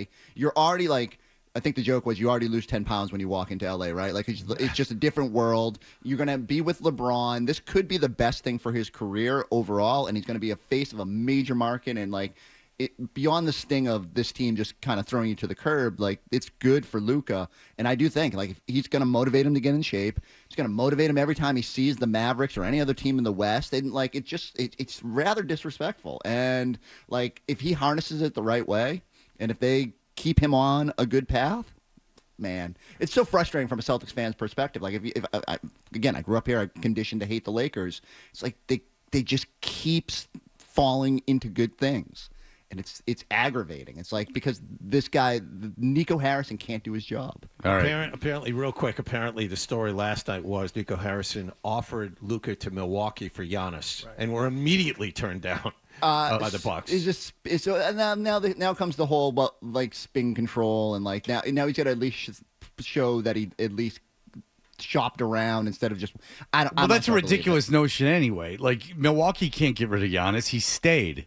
Yeah. Like you can't trade Giannis. And by the way, if you're leaking that from Dallas sure. to somehow make you look better, it's like, look, we wanted Giannis, but we ended up with Anthony Davis, so we're still pretty good. No. Like we made a trade offer that was never in a million years going to happen. Like Milwaukee can't get rid of Giannis. But that was the story beforehand that they offered him to someone and Right, were immediately turned down, but we didn't know the circumstances. Well, yeah, they might as well have. I don't believe it. I'm just. It makes me so. But you angry. agree it's so that malpractice. you agree that Milwaukee can't trade Giannis, right? Even for Luka. If you, the only way you can do it is if you've been told internally that he's like, for whatever reason, he's not coming back. Well, then Luka's not going to come back. Like the thing is, Giannis already stayed. Yeah. Right. Like, they already cleared that hurdle. They won a championship with him. You want to talk about making a back-ass trade? That would be the other way to me. I'd be like, you had a guy that stayed who's this icon, like this, in a town with very little of them. They still have a effing Fonzie statue up. But isn't the rumor about Giannis now is that he's not as keen on staying longer? I think at some point in his career, you look at the roster, right? They just traded Middleton. A lot of what the core came up is it's different, and they've struggled. And I think he'll be intrigued by possibilities of what's out there to finish his career. Okay. But it comes down to it. That's on Milwaukee, and I think you're right to some extent. Like it's hard to trade institutions in your cities, guys that have sacrificed their own to be in a small market, and so. I think that they'd have to. There would be some conversation about like how that would go internally, right. But also if you get Luka, what's to stop him from doing the same thing that Giannis would do? And so why would you trade Giannis? Like it doesn't make any sense. Only if you in that instance you say we'll do that deal, but we have to have the commitment from Luka that he's re-signing long. Yeah, well, good. So, yeah, well, good with that. And he could never rig on that. It would be fun having Luka and Lillard on the floor at the same time. Only one basketball. Not enough basketball. I know. There's just some things that I'm just like, yeah, we offered him. We asked for we asked if we had a time machine and we could get Kareem and Magic from the 80s. All right, we'll be back in just a moment with more of Chris Forsberg. You're listening to Toucher and Hook.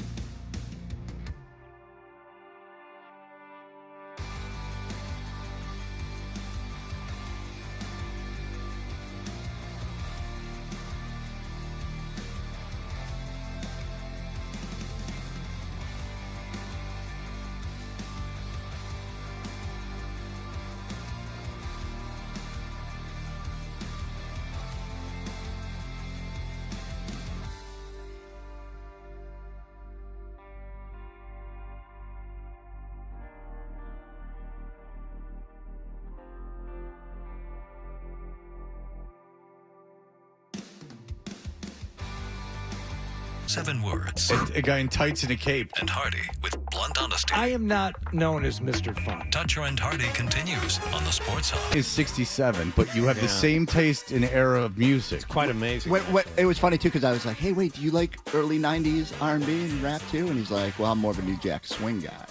And I was like, "Whoa, I love New Jack Swing, Teddy Riley, and like Guy." I've been told this guy is a savant when it comes to this. It's incredible. All right, you want to give it a spin? See which one of them knows more? Yeah. I mean, it's the middle of the season. Might as well knock it out here. All right. Got time to kill. I got a half a dozen clips pulled. Oh, wow. So we can just go right down. Now, how do you want to set it up, Fred? Do you want them to each take a turn? Do you want them to name as a buzzer? How do you want to do it? I think they'll each take a turn, but the other one has the opportunity to steal. Okay. See, I like Name As Your Buzzer because I like to see. Let's try Name As Your Buzzer once because I want. It's like kind of name that tune as well. Okay. Oh. How many notes could you name? Yes. Okay, so artist and title. Yeah. Artist and title, right. Artist and title. Name Is Your Buzzer, because I'm a little interested. Because if you go back and forth, who knows? But if you play the song, plus you get to listen to the New Jack Swing. Right. That's important. All right, so here it is. It's All a right. Name Is Your Buzzer. So just say you don't have to use your name. You can just say like I know. Okay. All right, go ahead. Okay, and then stop it when he says I know. Track number 1. I got it. I know it. Oh, okay. Wallach? Feels good. Tony. Is that correct? Yeah, that is correct. Trust me, the entire room wants you to win. No, they don't. No, they don't. I walked into a lion's den. No. All right, so It Feels Good is a great song because you can't deny that hook. Yeah. These other ones, I have a feeling, not so great. Okay. All right, let's hear. What's Okay, going on. here's cut number 2. I got it. Oh, Jesus Christ. I think I got it. What is it? It's Bobby Brown. It's not Don't Be Cruel. It's Every Little Step. That is correct. Oh, my God. Would you have known this? Oh yeah. Okay. But just from 3 bass drums. Now I'm like I'm second guessing myself. Like when I hear the beat. I'm No, like, Your strategy might be, Chris, just to jump in and get This me wrong. isn't even the good version of it. The video version of this is much better. the dance, everything is Yeah, in it's this. much better. I'm gonna have my buddy Sean, who is also a early '90s savant. He's gonna be when he hears this, he's gonna be, how did you not get it on the first drum? So you liked it after it happened? Like you rediscovered it? A little bit. I saw it like. You'd have been there grade was a school, station, middle am I school allowed age. to mention 94.5 around here? Like back in the day, Don't mention it. Well, too late, right? That played all these hits, and as a young You would have been lover. like 9, 10? Again 91, like that. I would have been 11. I was divorced by then. Yeah, I was middle school. So he's 6 years younger than me, and this stuff was out when I was in middle school or early high school. Yeah. So you're elementary school. Yeah, I would say the New Jack Swing. What would you say? 89 to 92. 89 to 92, 93. Wallach, meanwhile, is I was in high school. 4 early years high out of college and just so deep into this music. school. Well, that's not all he was deep into. You know why he loves it? That's right. It's because John was sealing the deal with this stuff. Anytime you play Roni, Quiet Storm mix, let's go. Yep. I don't even know what That's that Bobby means. Brown, too. That's all right. All right. He knows what I'm talking about. 2-0. Rises Yeah. house. Oh, my So it was God. the richest neighborhood in all of Atlanta. It was in a town. It's called Country Club of the South. They had obviously a country club there, Alpharetta. And my friend was dating this girl. You ended up marrying her, and then now they're divorced. But her family were heirs to this food fortune. And so Ron Gant lived in the neighborhood. Too Short lived in the neighborhood. And Andre Rison. There it is. I did not live in Atlanta when that house burned down. Imagine if that happened in this era. Like, what a story it would be. Last June was the 30-year anniversary. It was June 9th, 1994. We are young. Yes. That's crazy. Yeah, I didn't live in Atlanta then. I was in college. That was the first time I can remember. Wait, 19 what 94, right? Oh yeah, 94. I was a freshman in college. Yeah. Oh, I never read how it actually burned she his started. shoes. Yeah, sneakers. She put a bunch of pairs of his sneakers in the a bathtub, bathtub, and the fire went from there. Yeah. Wow. Okay. All right. 2-1 Wallach. Here we go. At least I made it interesting here. Yeah. All right. I got it. Jesus Christ. I Do you know it, Chris? Albie Shore. Albie Shore. Albie Shore, Night and Day. Yeah. Was he ever on 90210 No, that was Color Me Bad.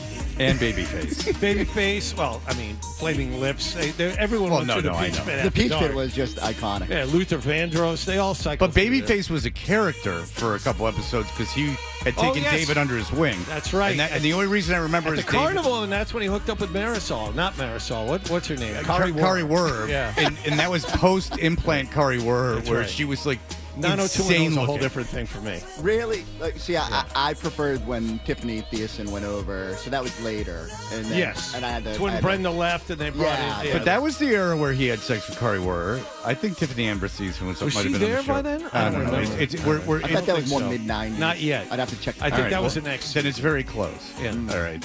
Very. I'll be sure. Was that on the Wallach Seduction mixtape Yes, back in it the day? was. Like that's Yes, it that was. song F's for I sure. struck out every goddamn time I tried. No, I used to do embarrassing stuff like that, like put on like what I thought I told was you sex I had music. John B. Pretty Girl. I've told you this story, and the girl got up in the middle of it and left. Yeah. She said, "Are you serious?" and walked out the door. It's just so corny. Told Like you I that. did the same thing. What was track one? Like, what is set? What? That was John B. Pretty Girl. Wow. Yeah. Wow, Didn't she work. didn't even. Did not she work. was just like, yeah, this is. No, it wasn't like she looked at me and she's like, "Are you serious?" Stood up off the couch and walked out the door. I can relate to that Yeah. experience. Oh God. I can tell you this: I have no knowledge of Albie Sure. I've heard the name. I couldn't tell you what he looks like. He didn't have Band-Aids on his face. I did he? saw him in concert. How about that?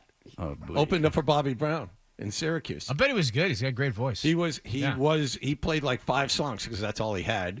And then Was he it. fat? No. In He shape. lost weight, right? Like he was. Yeah. He was very in shape when I saw him. Yes. No, of course he was. All right, it's 3-1 Wallach. The best Chris can do is tie. There's 2 more cuts I have, so let's see if maybe Chris I'm on the gets board. this That's one. all that matters. Here we go. Yo, man, you ready to drop this, man? I got it. Kick it for me. I do. got into the I song do. yet. What is it? It's Heavy D. We got our own thing. Oh, that one hurts. I know this song. Yeah, I know this song. Now, Heavy D stopped by first season of A Different World, if you remember correctly. No, because that show was garbage. He did. This was a channel changer on MTV. Oh man, really? Oh yeah. I love this one.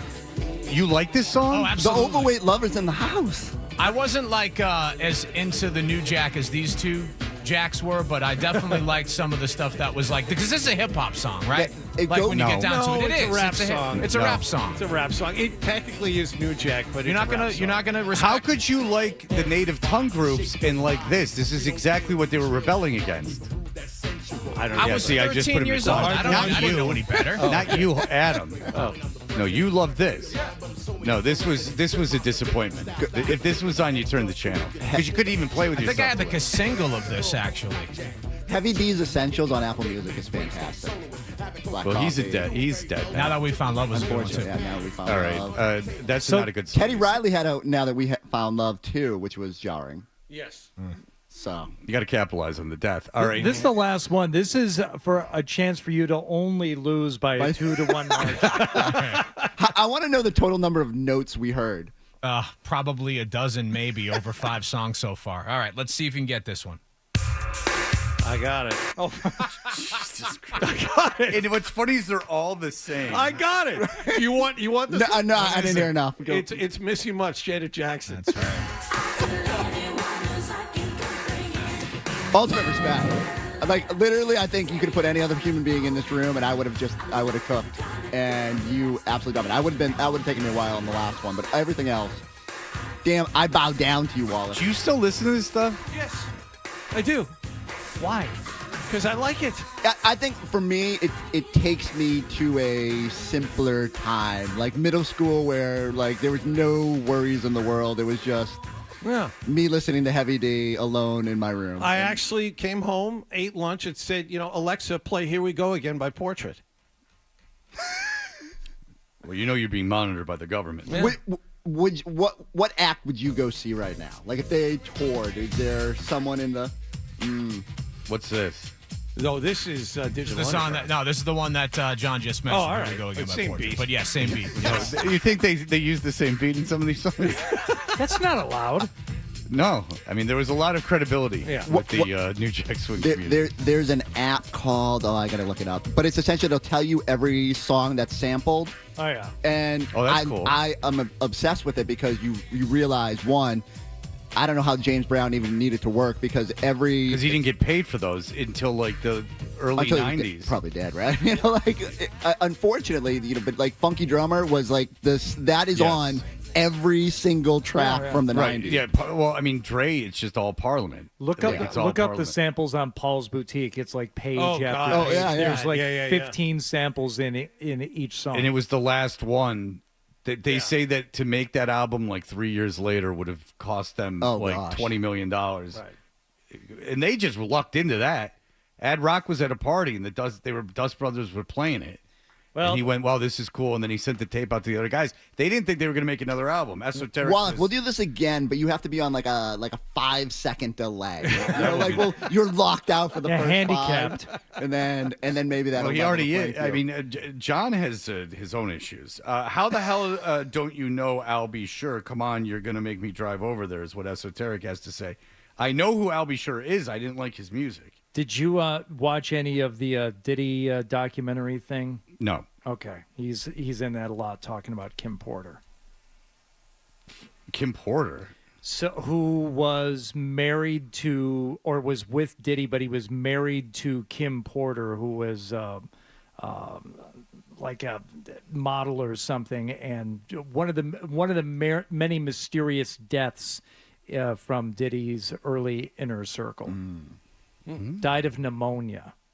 Mm-hmm. Yeah, there's a lot of questions. From the baby and oil I'll be getting sure. cold. I'll be sure has a lot of questions himself. Yeah. Well, I'll be sure. I mean, he's on the case. He's a private dick now. All right, very good. He's a sex machine with all the chicks, too. Yeah, absolutely. All right, well, listen, that was fun. There's really nothing much to talk about with the Celtics. Good No, luck they're with playing that the tonight. Spurs. Go watch the game. Tune on NBC Sports Boston. When's coverage start for you? Good question. I have no idea. No, I think it's 6 o'clock is our pregame show. Game's at 7. The game is at 7. Ah. A nice little early game to ease it, and then we have like 9 hours of post game coverage tonight. I have to do Celtics post up with Caleb Burton, so everybody hang out super late with us, and I'll try to work in some New Jack Swing references along the way. There you go. You might as well. All right, thank you as always, Chris, and Good to thank see you you, for Chris. coming in. We appreciate it. It's always a lot of fun. Dominated. You're taking 5-1. it far too seriously. Enough with your complaining. Sorry. All right, we'll be back in just a moment. Sports Hub.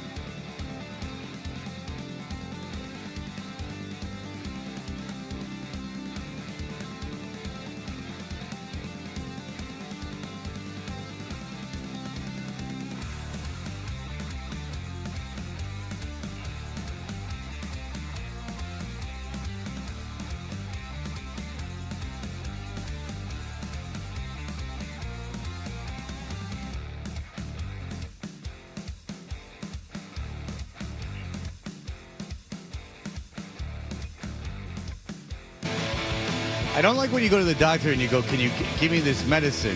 If it's not painkillers, if it's just like a steroid or something, like just give it to me. But now I got to go in. I think you haven't been seeing this primary for very long. No, I have now for a long time. Oh, well.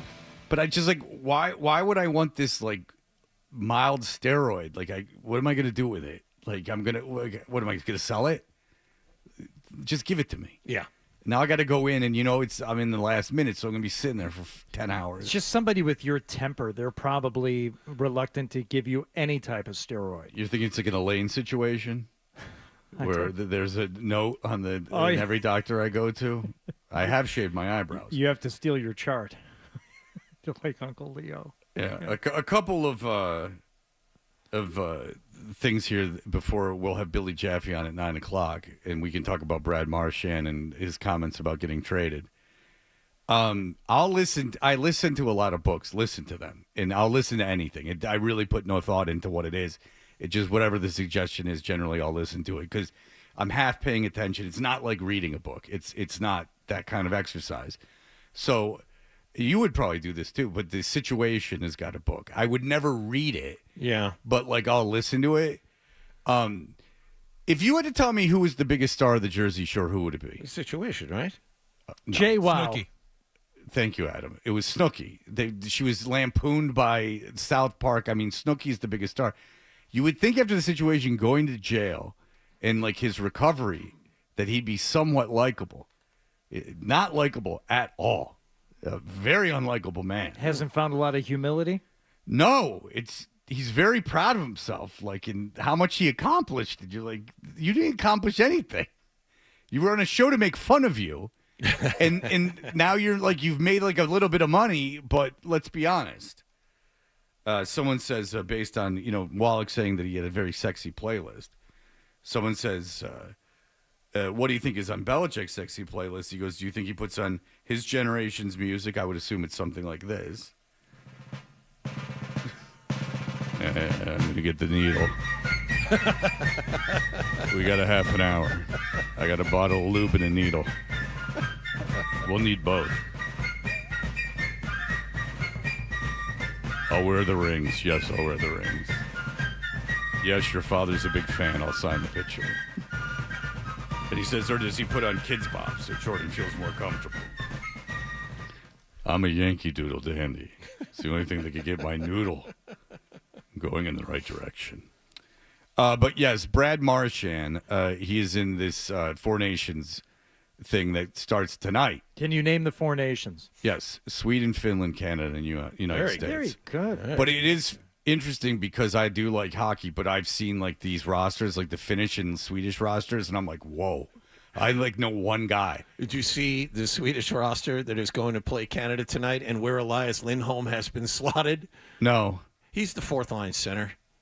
Yeah, he's not good at hockey.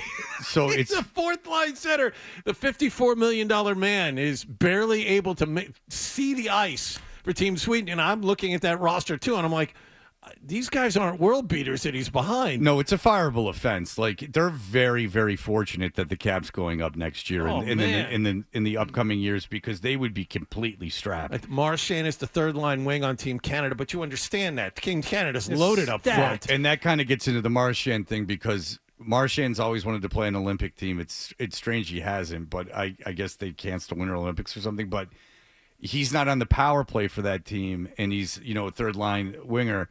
So, time's running out for him. And it is interesting, given that they gave Elias Lindholm that money and given that they're not going to do anything this year, they can move Frederick. They won't get a lot for him. They'll get something.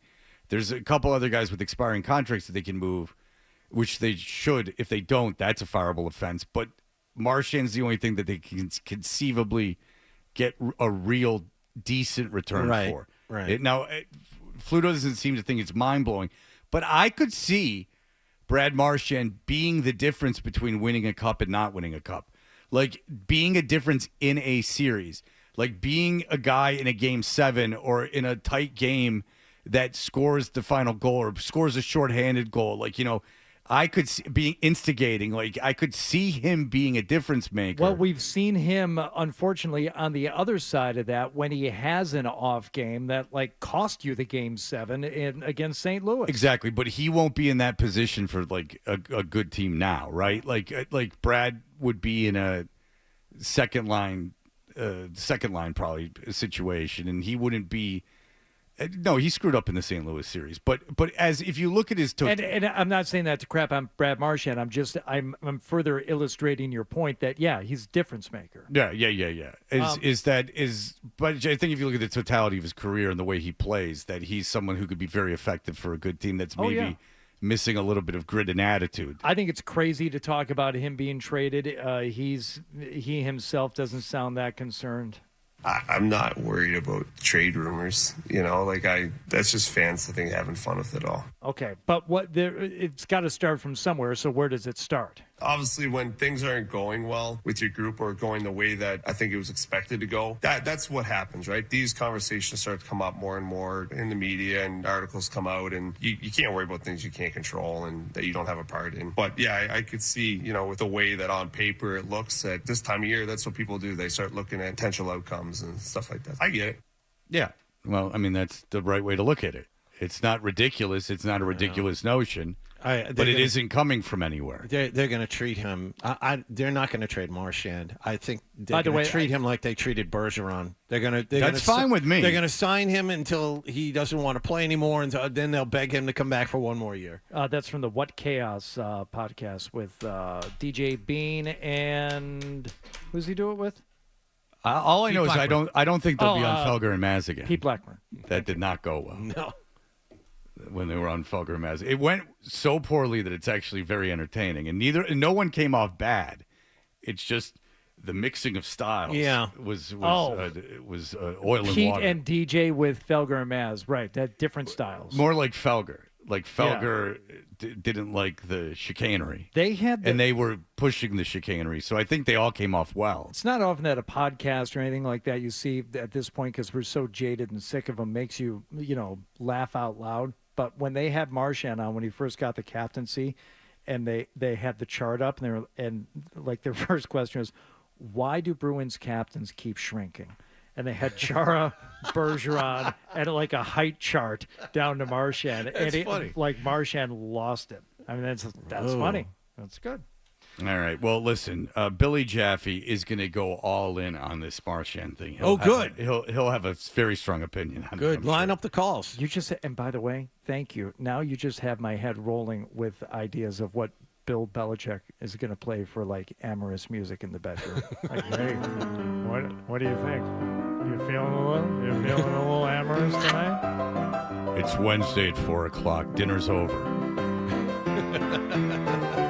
Now it's time to make love. Take off your corset. I assure you, I promise you, I will never take off my shirt in your presence again. Or socks. Well, if I need socks, my feet get very cold. I have an iron deficiency. Well, he's got the traction socks, so he doesn't slip. Well, what do you think? He's standing up? This is a him on his back affair. Let's Just be walking honest. around the house, though, you got to have those grippy socks at his age. If you're Bill, if you're making love to Bill, with Bill, you have to. Maybe there's no. You give him like a second on top, and then he has to flip over, and let's just get this thing over with. Because the man's stamina has got to be absolutely incredible. He'll lose it before it will end. You know what I'm saying? Time to get another syringe.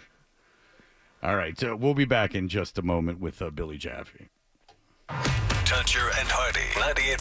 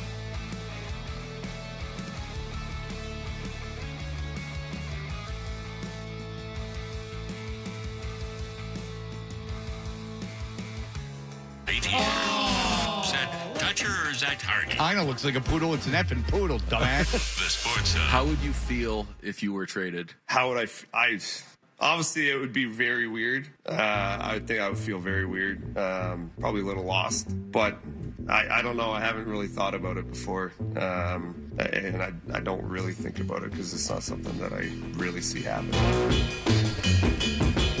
Hey, we're Toucher and Hardy, brought to you by FanDuel Sportsbook. Make every moment more with FanDuel. Watch us on YouTube. Search 98.5 The Sports Hub on YouTube. Watch us live. The show's up there. It's such a phenomenal picture of us, especially me, in the photo that you click on. Can we get those reshot at some point? I'll pay for it. Let's just go to Sears, and I'll pay for it. I guarantee you there's a photographer out there who'd be happy to do it for you. Hey, Fred, you're the tallest. You sit on a stool. Right. And make a dumb face. I can't help it. But the photographer's there to make you look good. He did. No. That's bad even for me. I know I'm not attractive, but that's bad. Let's be honest. You don't want me in a seated position. I need to be standing, sucking in everything. Plus, my teeth are different now. You want photos up with you with that gap between your teeth? No. Yeah. I had to live with it for years, actually. So I'm living with this now. When we first started. I had the Hitler station. haircut the first time because I didn't know that the first photos we took because I didn't know we were getting our photo taken. So I went to the bathroom and wet my hair down, and it ended up looking like I had a Hitler haircut. And then it turns around and then it's this travesty. But anyway, that's going on. Our friend Billy Jaffe works for Nesson and, of course, is host of one of the hosts of Morning Brew. He's in Montreal, Canada, where he's enjoying full contact strip clubs. And he's there for the Four Nations tournament. I wish I was. That's actually, no, I'm down in Texas right now. Why are you in Texas? Because I'm on vacation. I'm doing Four Nations in Boston next week. That makes more sense. Where are you in Texas? Austin. For vacation? A dear friend of mine. Growing up. Haven't seen him for a decade, literally. So, getting a little time off. That's nice. Yeah. I feel like there's more to He the lives out story. in the, no, there's really not. There's really not. There's really not. The kids are still in school, and I need to get a couple of days away, and so we're hanging.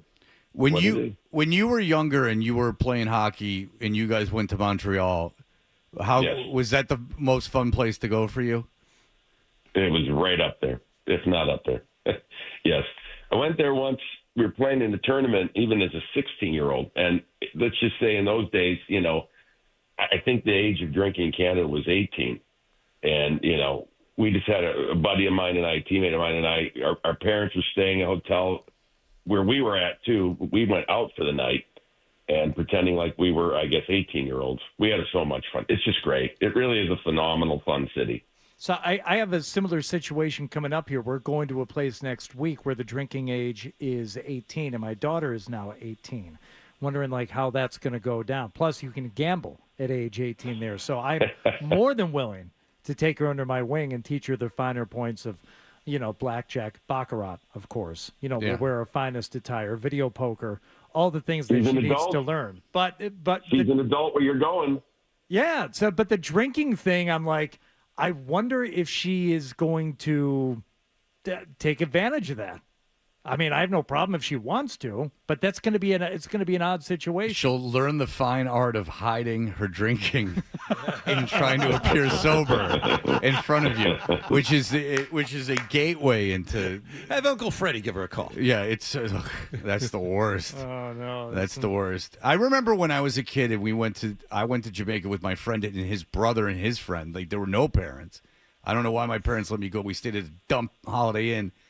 And the drinking, and they were letting us drink, and I didn't even like it. I would have a beer, and I'd be like, I don't like this. No. I wasn't like Billy. I wasn't like Billy. No, we had a good time. It's a phenomenal thing. Unbelievable hockey atmosphere, too, up there. I've texted some buddies that are up there right now, and the guys that are up there are incredibly, into it, excited, ready to go for tonight's opening Four Nations game with Canada and Sweden. Now, I know the players are super into it that are playing. Do you care at all about it? I care about it because I love seeing good hockey, and that's my hope and that's my expectation. And so I care enough that, I'll be watching tonight. I'll be watching tomorrow night. I'm following along. And then I'm thrilled that I get to be part of the NHL Network's coverage in Boston next week. It's definitely different in season. You guys follow basketball more than I do, so you can tell me how you feel about the in-season tournament, which is a different thing that isn't country against country that the NBA has. But, it's different in season than either before or I guess postseason. Before season is when the NHL used to do their events. But now again, like next year, Fred, this is a total precursor to the Olympics that are going to happen next year. And so that's why they're doing it in season again. What I don't love about that is I get on a soapbox here. I don't love the condensed schedule. I think that does impact the NHL in some ways, but I don't know how you avoid that, quite honestly, if you're going to do something in season. Go ahead. No, I'm not a fan of in-season tournaments, especially the NBA one, because it's just teams playing teams, like you said. But at least that counts, and everyone's playing in it. Like this, okay. Well, they're just games. There's no reason. I'm not falling for the marketing of it meaning anything more than it counting toward their regular season totals. But that's fine. But at least it does. The thing with this is that it means really nothing to anyone that's not participating in it. And so the Olympics, I've seen it with my own eyes. I'll just give you this example and take it for what it's worth. When I was at Disney one time during the Winter Olympics, the Oshie one where he went nuts. Mm-hmm. And Sochi, the Sochi Olympics, and there was this like ESPN bar, and you couldn't fit any more people into it. Like there were people pouring out. Yeah, we were watching it from like the outside. So when you get like the Olympics going and pride in the country or whatever, what have you, if that still exists, then there's this that you get that. For this, I don't know really why the league's doing it, because the countries that are going to care about it already care. And I don't know if this is going to resonate very much in the United States with non-hockey fans. You might be right about that. You might be right, only because they don't, maybe, if it's the word Olympics, they know. That's a given. They understand it. And as you said, it's everybody else doing it. And so there's probably more of a feel of, I've got to make sure I check in. To the hockey fan, the hardcores, yes, into it. The medium cores, I would say, will look for, if they're U.S. fans, will look for U.S. games, and they'll look to enjoy it. And then others will be like, no, it doesn't resonate with me. I think it's maybe a lame-ass answer here, but this is falling into, let's try something. Does this become the World Cup of hockey again in a few years? Meaning, does this morph into something more? I think the NHL is just, trying something, seeing, business has been good. And what I mean by that, people have been watching games in arenas, et cetera. It's not, this is like, does this work? And they, the players, this is also an agreement, guys, with the NHLPA. The players wanted more best on best international competition. And so the NHL and their partner, the NHLPA, they came up with this. Let's see if it resonates. It's a valid, fair question, Fred. I'll give you one other thing, is that if NBC pays $1 billion for the Olympics, you're getting like a ton of backstory on everyone, and they're giving a lot of airtime to it. Like they are very good during the Olympics, because obviously no one knows Olympic athletes until the Olympics. They're very good about creating stories and giving you profiles of people, backstory. like in all that stuff, which this just doesn't have. I mean, you're just tuning into a game, and even I, who follow hockey pretty closely, not a savant obviously or anything, but there's guys on like Sweden and Finland. I'm like, huh? I don't even know who that is. So what do I know? I mean, Jesus Christ, Elias Lindholm's on a team. I mean, let's be honest. But what is that, Billy? What you said the players wanted this, and this was a concession that they made. I understand that the players grow up playing in tournaments and stuff like that, but why would they care now? What's their desire to play in these tournaments? Well, I think that they really want the Olympics more than anything. So then, all right, let's that's the ultimate for any athlete. The Olympics have been that beacon of light, right? You're shooting for that ultimate goal. And I think that this is part where the league says, all right, hey, let's get more international play. And players just, you know what, Hardy, you see it in the kids. I'm sure your kids, Fred, I'm sure Milo, best on best, so to speak. You even see it in the kids now when our kids go play Canadian teams, for instance, it feels, even though it's their club against another club, they feel it's U.S. against Canada. There's something about it. I would think for other athletes too, but especially hockey players, you grow up thinking about playing for your country. I'm going through my head, and I'm asking seriously, in hockey for 17, you can go there at 16, 17, 18. It's called the U.S. program, the U.S. National Development Program. And I'm not being a smart aleck here. Does baseball have that? Does football have that? They don't. No, they do. It's national teams that you get at young ages or national programs that help cultivate this. And Team Canada has got a big, they got a whole huge Team Canada program. And then all around the world, there's models that other countries use too. But teams are used to playing against each other as well as young as 15 and 16-year-old for their nation. Yeah, when Milo played baseball in North Korea, there was an atmosphere to it. It was very nationalistic. All right, so Brad Marchand, we played audio of him coming into this. About him. He doesn't think he's going to get traded. Are you on the same page with him?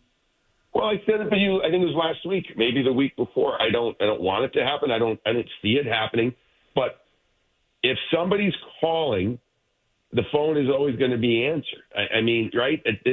You've got 7 games left before the NHL trade deadline now, March 7th.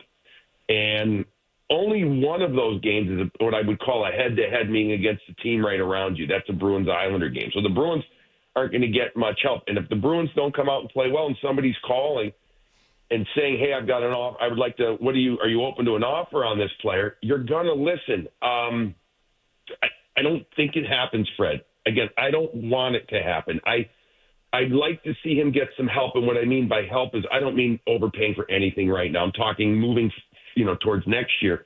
And I'd like to see him stay. But I can't imagine that they wouldn't listen if somebody calls. They have to listen. Right. I'm just going to ask you this. Do you think there's a danger that Sweeney and Neely wouldn't trade for the future to save their jobs? No. Okay. If somebody made a great offer, and I would think that they would absolutely be open, whether it's him or another player, a big deal, that they would be amenable to that. Okay. All right. Well, you got it. You got it. You have to. Cam Neely already put it out there. 2 paths, right?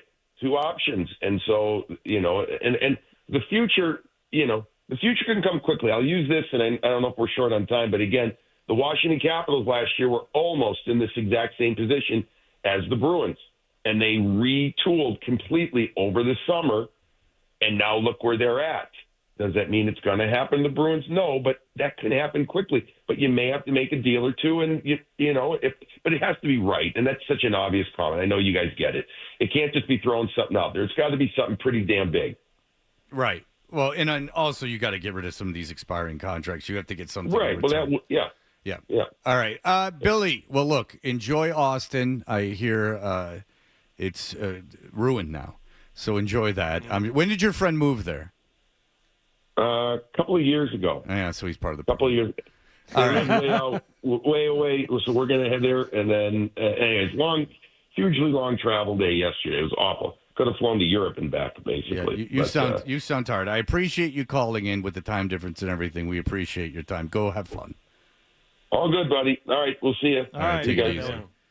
Yeah, I have a friend who moved to Austin 10 years ago. Yeah. From here. I was very upset he moved. There was a 3-year run where all my friends moved from here. Like, seriously, 6 people moved because everyone wanted to get out of here. And he moved to Austin because he travels a lot for business, and he's like, Austin's in the middle of the country, da-da-da-da. And he moved there, and he said about 5 years ago, I wish I never moved here. For 5 years, it was great. For 5 years, it was great. Now, because it's Texas and everything, everyone's got stuff. It's got its own vibe. But everyone that moved there now is like these lunatics, and they're all running around trying to out crazy cool each other. Exactly. Sounds like fun. People that listen to podcasts like Rogan and go, I want to live where he lives. Well, you don't know him. Yeah. It's just I want to move there. Everyone's leaving California. That I'll tell you. Where my parents live in East Tennessee, more people from California moving there than from any other place, including Tennessee. Well, they got that new clubhouse. Not yet. It's still in the process. It's still. Ask my dad. Can I see the plans? Would you Has have it your been father send me properly the zoned? My dad has them. Yeah, I know. I know. My dad probably has 30 prospective plans for that place. My dad, you want to hear him get pissed? Why is this taking so long? Oh, like my club puts up things in 10 days. So just call him and have Hardy ask him questions. Oh, he'll on the air. He'll act nice, and it won't be any fun. Like he'll act like all shucks, and then no. Jeez, seems like this is taking a long time though. Ask my kids how he reacts to that. Oh, Jesus Christ, stupid! You don't know what the hell you're talking about.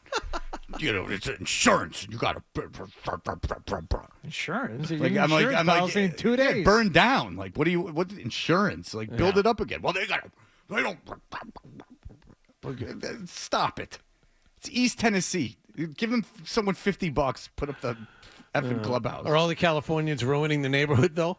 No, they're all like hardcore. Like they're all like super into it. My dad loves it. Like he just because he's on that co-op board. Like he does all that work on the arm, like the marketing work for them. So like he thinks it's because of him. I guess it kind of sort of is partially because of his marketing.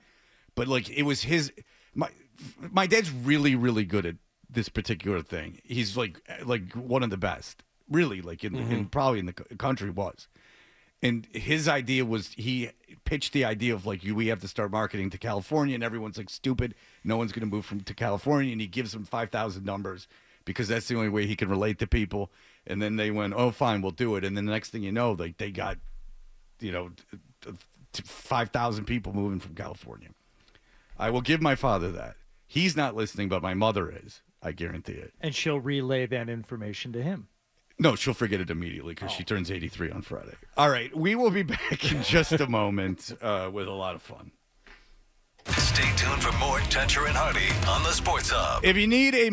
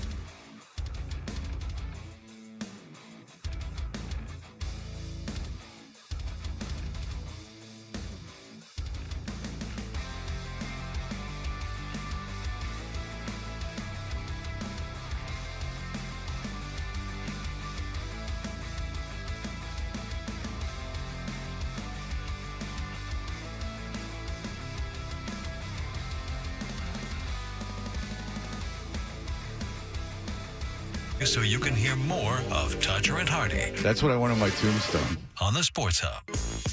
You know, I got an idea for a bit. The email bit. We should do the email bit. It's a great idea. Let's do the email bit.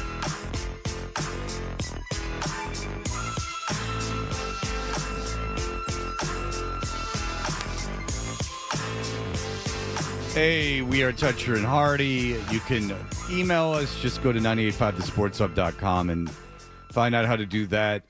Nick makes the videos. They're up at Toucher and Hardy. You can follow me at Fred Toucher, where it's growing by leaps and bounds. Anytime Hardy and I put some dumb video up, that's magic. when I pick up all my followers. And we're not even doing anything.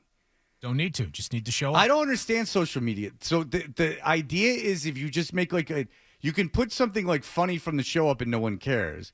But if you put something up that's just dumb of you talking to someone, that's what everyone enjoys. I know slightly more than nothing about social media, but I can tell you that type of content is not usually what is posted on the Toucher and Hardy account. So the fact that it's something different triggers something in the algorithm to say, oh, this is a departure from what this account usually shares. So let's put this in front of people and see how they react to it. That's right, because the algorithm doesn't always put everything front and center Correct. for people. Okay.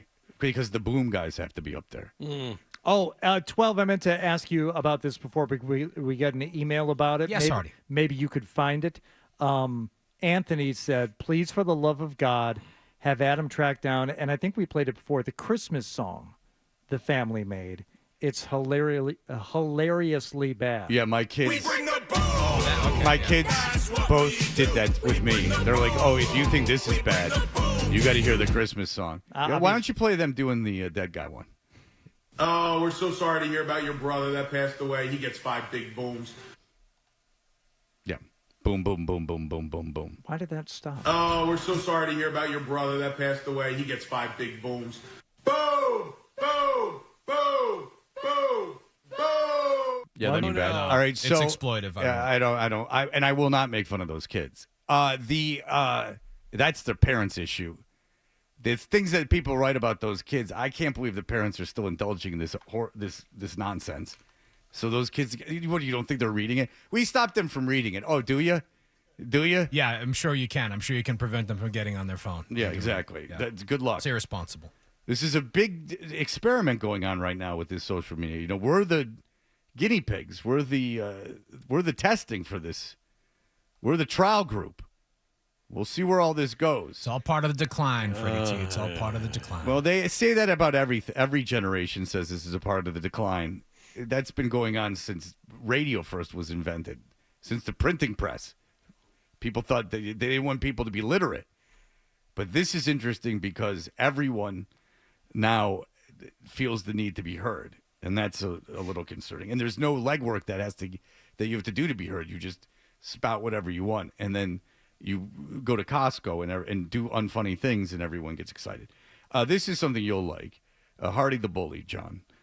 This is from a guy named Joe. Good morning, fellas. Think you guys are all great. I love the show. Makes my mornings go by. Hardy's anger this morning directed at John and 12 came off as jock bullying the band kids for having a good time. All too often, when I was in school, the pinnacle of cool ultimate Frisbee kids pulled these types of stunts all too often. So is that true? Were the Frisbee kids kind of like the rollerbladers in that movie with Jack Black? Airborne. Well, we were It was just on the other day. There's a 45-minute rollerblade race. First of all, Like it's not this. Frisbee kids. It's the disc guys or the disc crew. Oh, yeah, Okay. of course. Because everyone knows Frisbee is a brand name, and the preferred disc of Ultimate is the Discraft Ultrastar 175-gram Ultimate Sport Disc. Not a Whammo product. One of the quickest texts I've ever gotten back from Hardy is my son was interested in Ultimate for about 2 weeks last fall, and I texted Hardy a picture of the actual Frisbee, and I made the mistake of calling it, here's the Frisbee we're using in the backyard, and in capital letters, he said, it's not a Frisbee, it's a disc, and yes, that is the correct weight to use. Yeah, you got the right Fastest text I've ever gotten back from him. I'm still looking forward to having a throw. You know, It's not a just tampon. It's a feminine hygiene product. Yeah. Correct. It's not a Yeah, yeah. Kleenex. It's a facial tissue. Exactly. Yeah. It's If not I- a Q-tip. It's a cotton swab. Absolutely. I got an email about that this morning, too. I want to thank you for putting John in his place. I believe recently he has become too big for his britches, and I do not appreciate his talking back. Thank you for smacking down that goofy turkey vulture, and I hope he never tries to stand up for himself again. I found it disgusting. That's from Sean. This one, it's interesting. Let's see. It's a little different. It's also from Sean. It says, I'm very disappointed in your behavior this morning. Hardy was just trying to give you some constructive criticism, and you decided to talk back to him. I don't know who you think you are, but you aren't. So next time Hardy wants to give you some advice, take it quietly and thank him. And please stop standing up for yourself. Stay humble. Sarah and Everett wants to know, you guys were talking about the Boys of Sarah. Summer song. Oh, Can you yeah. ask John, is that about Boys in Summer getting fellatio? Again, this all stemmed from John and Adam adamantly asserting that Like a Prayer by Madonna is about fellatio. And you irrationally getting upset at the conversation. Well, yeah, I mean, it was a long time ago, but we did it. What was your... It's great because I'm not involved, so I'm enjoying this.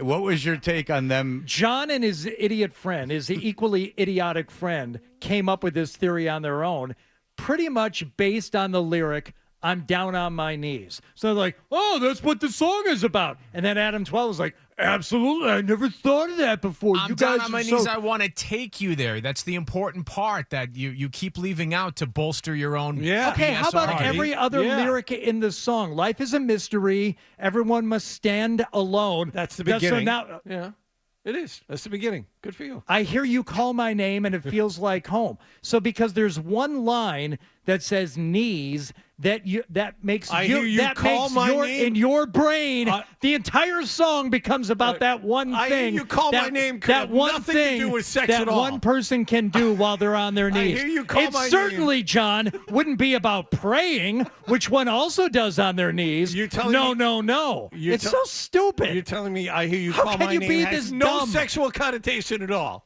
And it's just so infuriating that you think you're being smart when it's it's like even more dumb to like take the song there and make you believe that that's what it's about. The best part that's of what this- infuriated The best me. part about this whole thing, and 12, you can back me up on Go this, ahead. is that he held on to this Yes, for 24 I was gonna hours. say the Oh, same I thing. woke And up was mad. angry all Woke up yesterday mad. and woke up angry this morning. I woke up That this- speaks nothing to your character at all. That's how my day again. Now you're gaslighting again. Now you're turning it back on me. No, I'm not turning it back on you. I'm accusing you. Turn your energy back on defending your idiotic position, think which you there's- can't. And I realize that's when gaslighting occurs, when your position Right. is so indefensible that you have to turn around and start gaslighting. I think there's an undercurrent to this here. I think that Wallach and I made the connection we did because we're a little bit more sensually and sexually minded than you are, Hardy, and it takes you possible. longer to get there Yes. because you have that lack of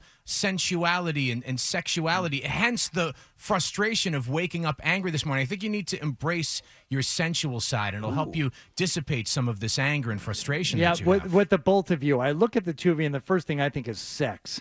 You're just dripping with sexuality. You two. Would you hear Wallach killing that New Jack Swing game earlier? I don't know, if man. there's anyone who's sexy today, it's me. I like that you guys are arguing. By the way, you two might be right, according to Rap Genius. The reference to the typical position of fellatio, Madonna is comparing the imagery of the two acts and making a play on the phrase "take you there" to mean both spiritual transcendence and orgasm. Thank Go you, ahead, Rap Hardy. Genius. Let's hear your answer to that. And then in the midnight hour, I can feel your power. This is just Rap Genius. I'm not saying it's either way. I have no dog in this fight. Midnight hours are a frequent euphemism for sex. See Wilson Pickett. Late at night is also a time of desperation. Madonna is again returning to the dual meaning of sex and spirituality. She feels both the physical power of her partner and the spiritual power of God simultaneously. I have no doubt that this song is a metaphor for a relationship and religion or vice versa. But to boil it all down to fellatio, That's Right. what the song is about. It's about fellatio. Right, there is which was the Wallach and Adam 12 argument. Yeah. Okay. So, Stupid. What you're saying is that there is indeed a fellatio element to it, but that is not the meaning of the song. It's just a part of the song.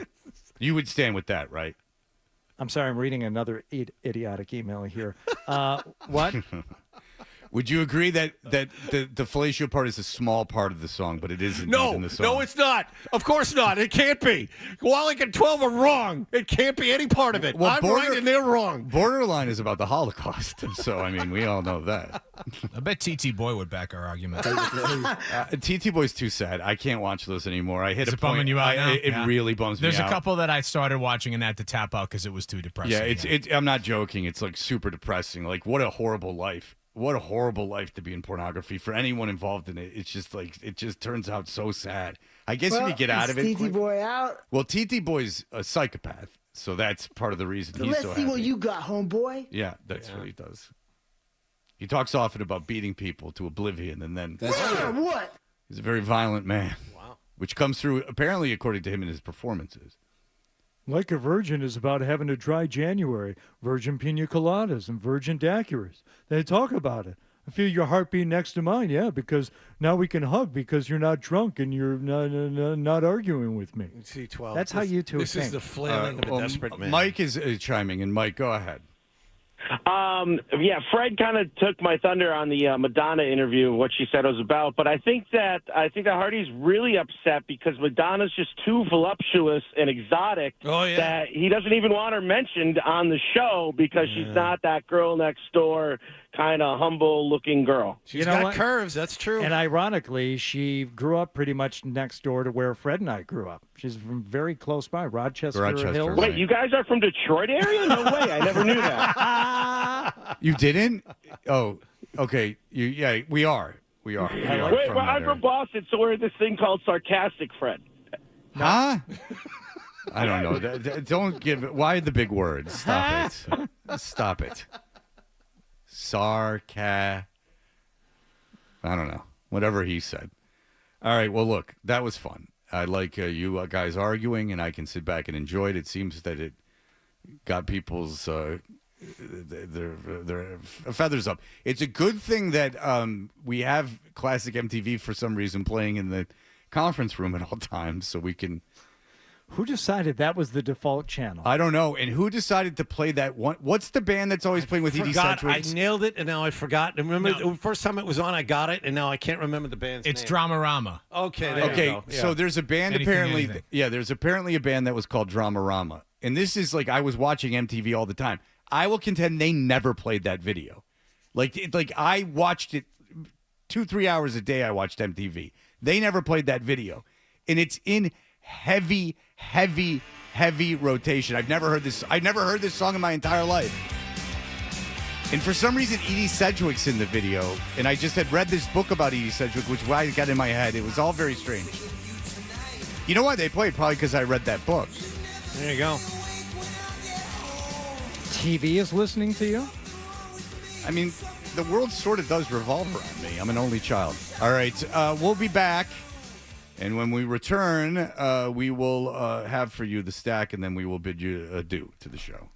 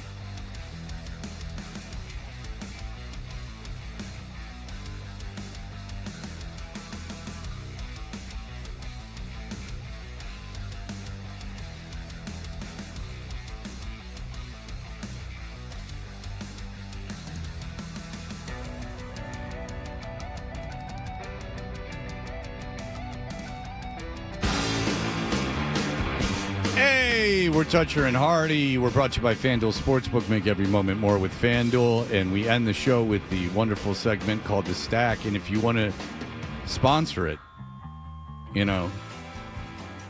just call Adam. It's open. He'll sell you the package. Get the local library to sponsor them. We're doing something for Rucker after the show today. I saw that, yeah. What is up? Can you guys make a vid? Solid dudes backing me up. Appreciate it. Rucker asked if I wanted to do something. I said yes, and then I gave him a day, and he never got back to me. Oh. Sorry, all busy. Got the lax going on. He bartends one day a week. Heading up to Maine. Did you know that? I didn't know that he bartended. No, one day a week he bartends. Tell me he off used the to. mic where and when, so I can go and surprise him. I could tell you off the mic if I remembered, but I don't. Yeah, fair. All right, I would have told you on the mic. What does he care? All right, go ahead. Big fan of Saturday Night Live, Fred. You and I both. Adam 12 also. The 50th season of Saturday Night Live with the big special set for this Sunday, the 16th. Now, there's already been a video teasing some of the people that are going to be there. Adam Driver, Bad Bunny, Dave Chappelle, John Mulaney, Kim Kardashian, Miley Cyrus, Paul McCartney, Paul Simon, of course, Peyton Manning, Robert De Niro, Scarlett Johansson, Steve Martin, Tom Hanks, Woody Harrelson. This is all what they've teased already. They have now confirmed appearances from several former cast members.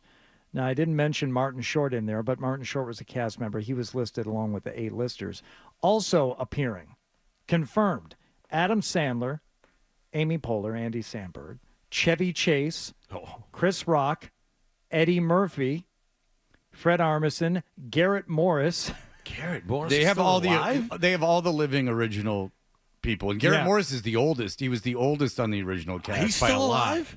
I think Garrett Morris was like almost 40 when that show. I was just going to say, went he's on got to air. be 75 or 80 by now.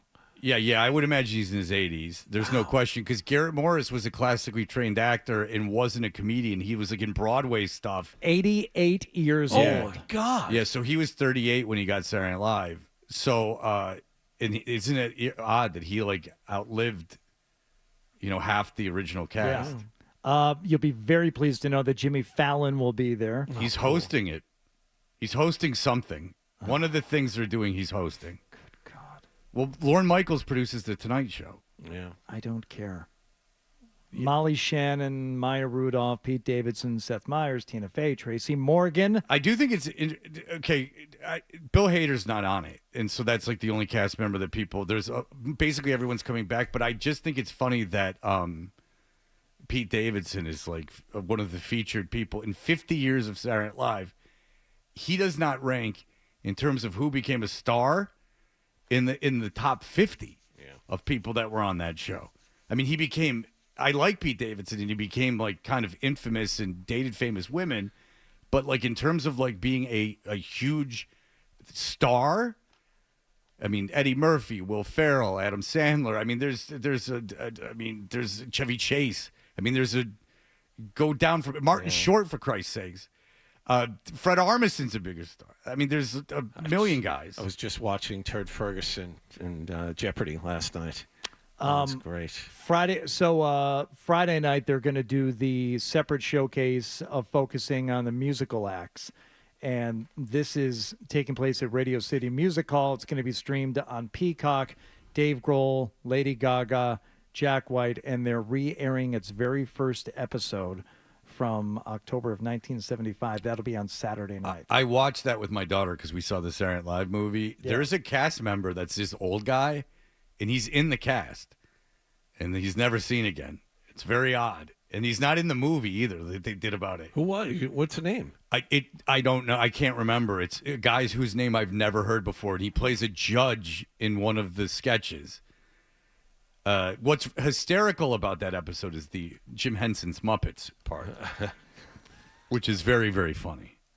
The only person on that original show, the first episode, it's so obvious Chevy Chase is like the star. Like he comes out right away and like he's the star. Like, and that's how it worked out. Well, and it also was largely based on the fact that he was so good looking. Yeah. Like he was, like for but the his time was charisma- considered like matinee idol good looks. Because everyone knows it's Michael O'Donoghue. Michael O'Donoghue's on the original cast too, but like Michael O'Donoghue's dead now, and John Belushi, they do the first sketch. It's like a minute and a half long sketch, and then Chevy Chase comes out and just says live from New York, it's Saturday night. But even him doing that, like you can tell, like okay, this is the star, and then he like does Weekend Update well, the first time out. George Coe was the actor you were thinking Thank of. you. And I've never heard of him before or since. Well, I never heard him before because I was just born, but I never heard of him since. He was in the original Repertory Players. Oh wow! Well, I've never even heard of him. Either. Not ready for prime time players. And boy, did Andy Kaufman get a laugh with the loudest laugh because Carlin bombs the whole thing because he's so coked up. He does 2 stand-up routines, but Andy Kaufman does Mighty kills. Mouse. He does Mighty Mouse, and it kills. And I'm thinking, wow, was 50 years ago different?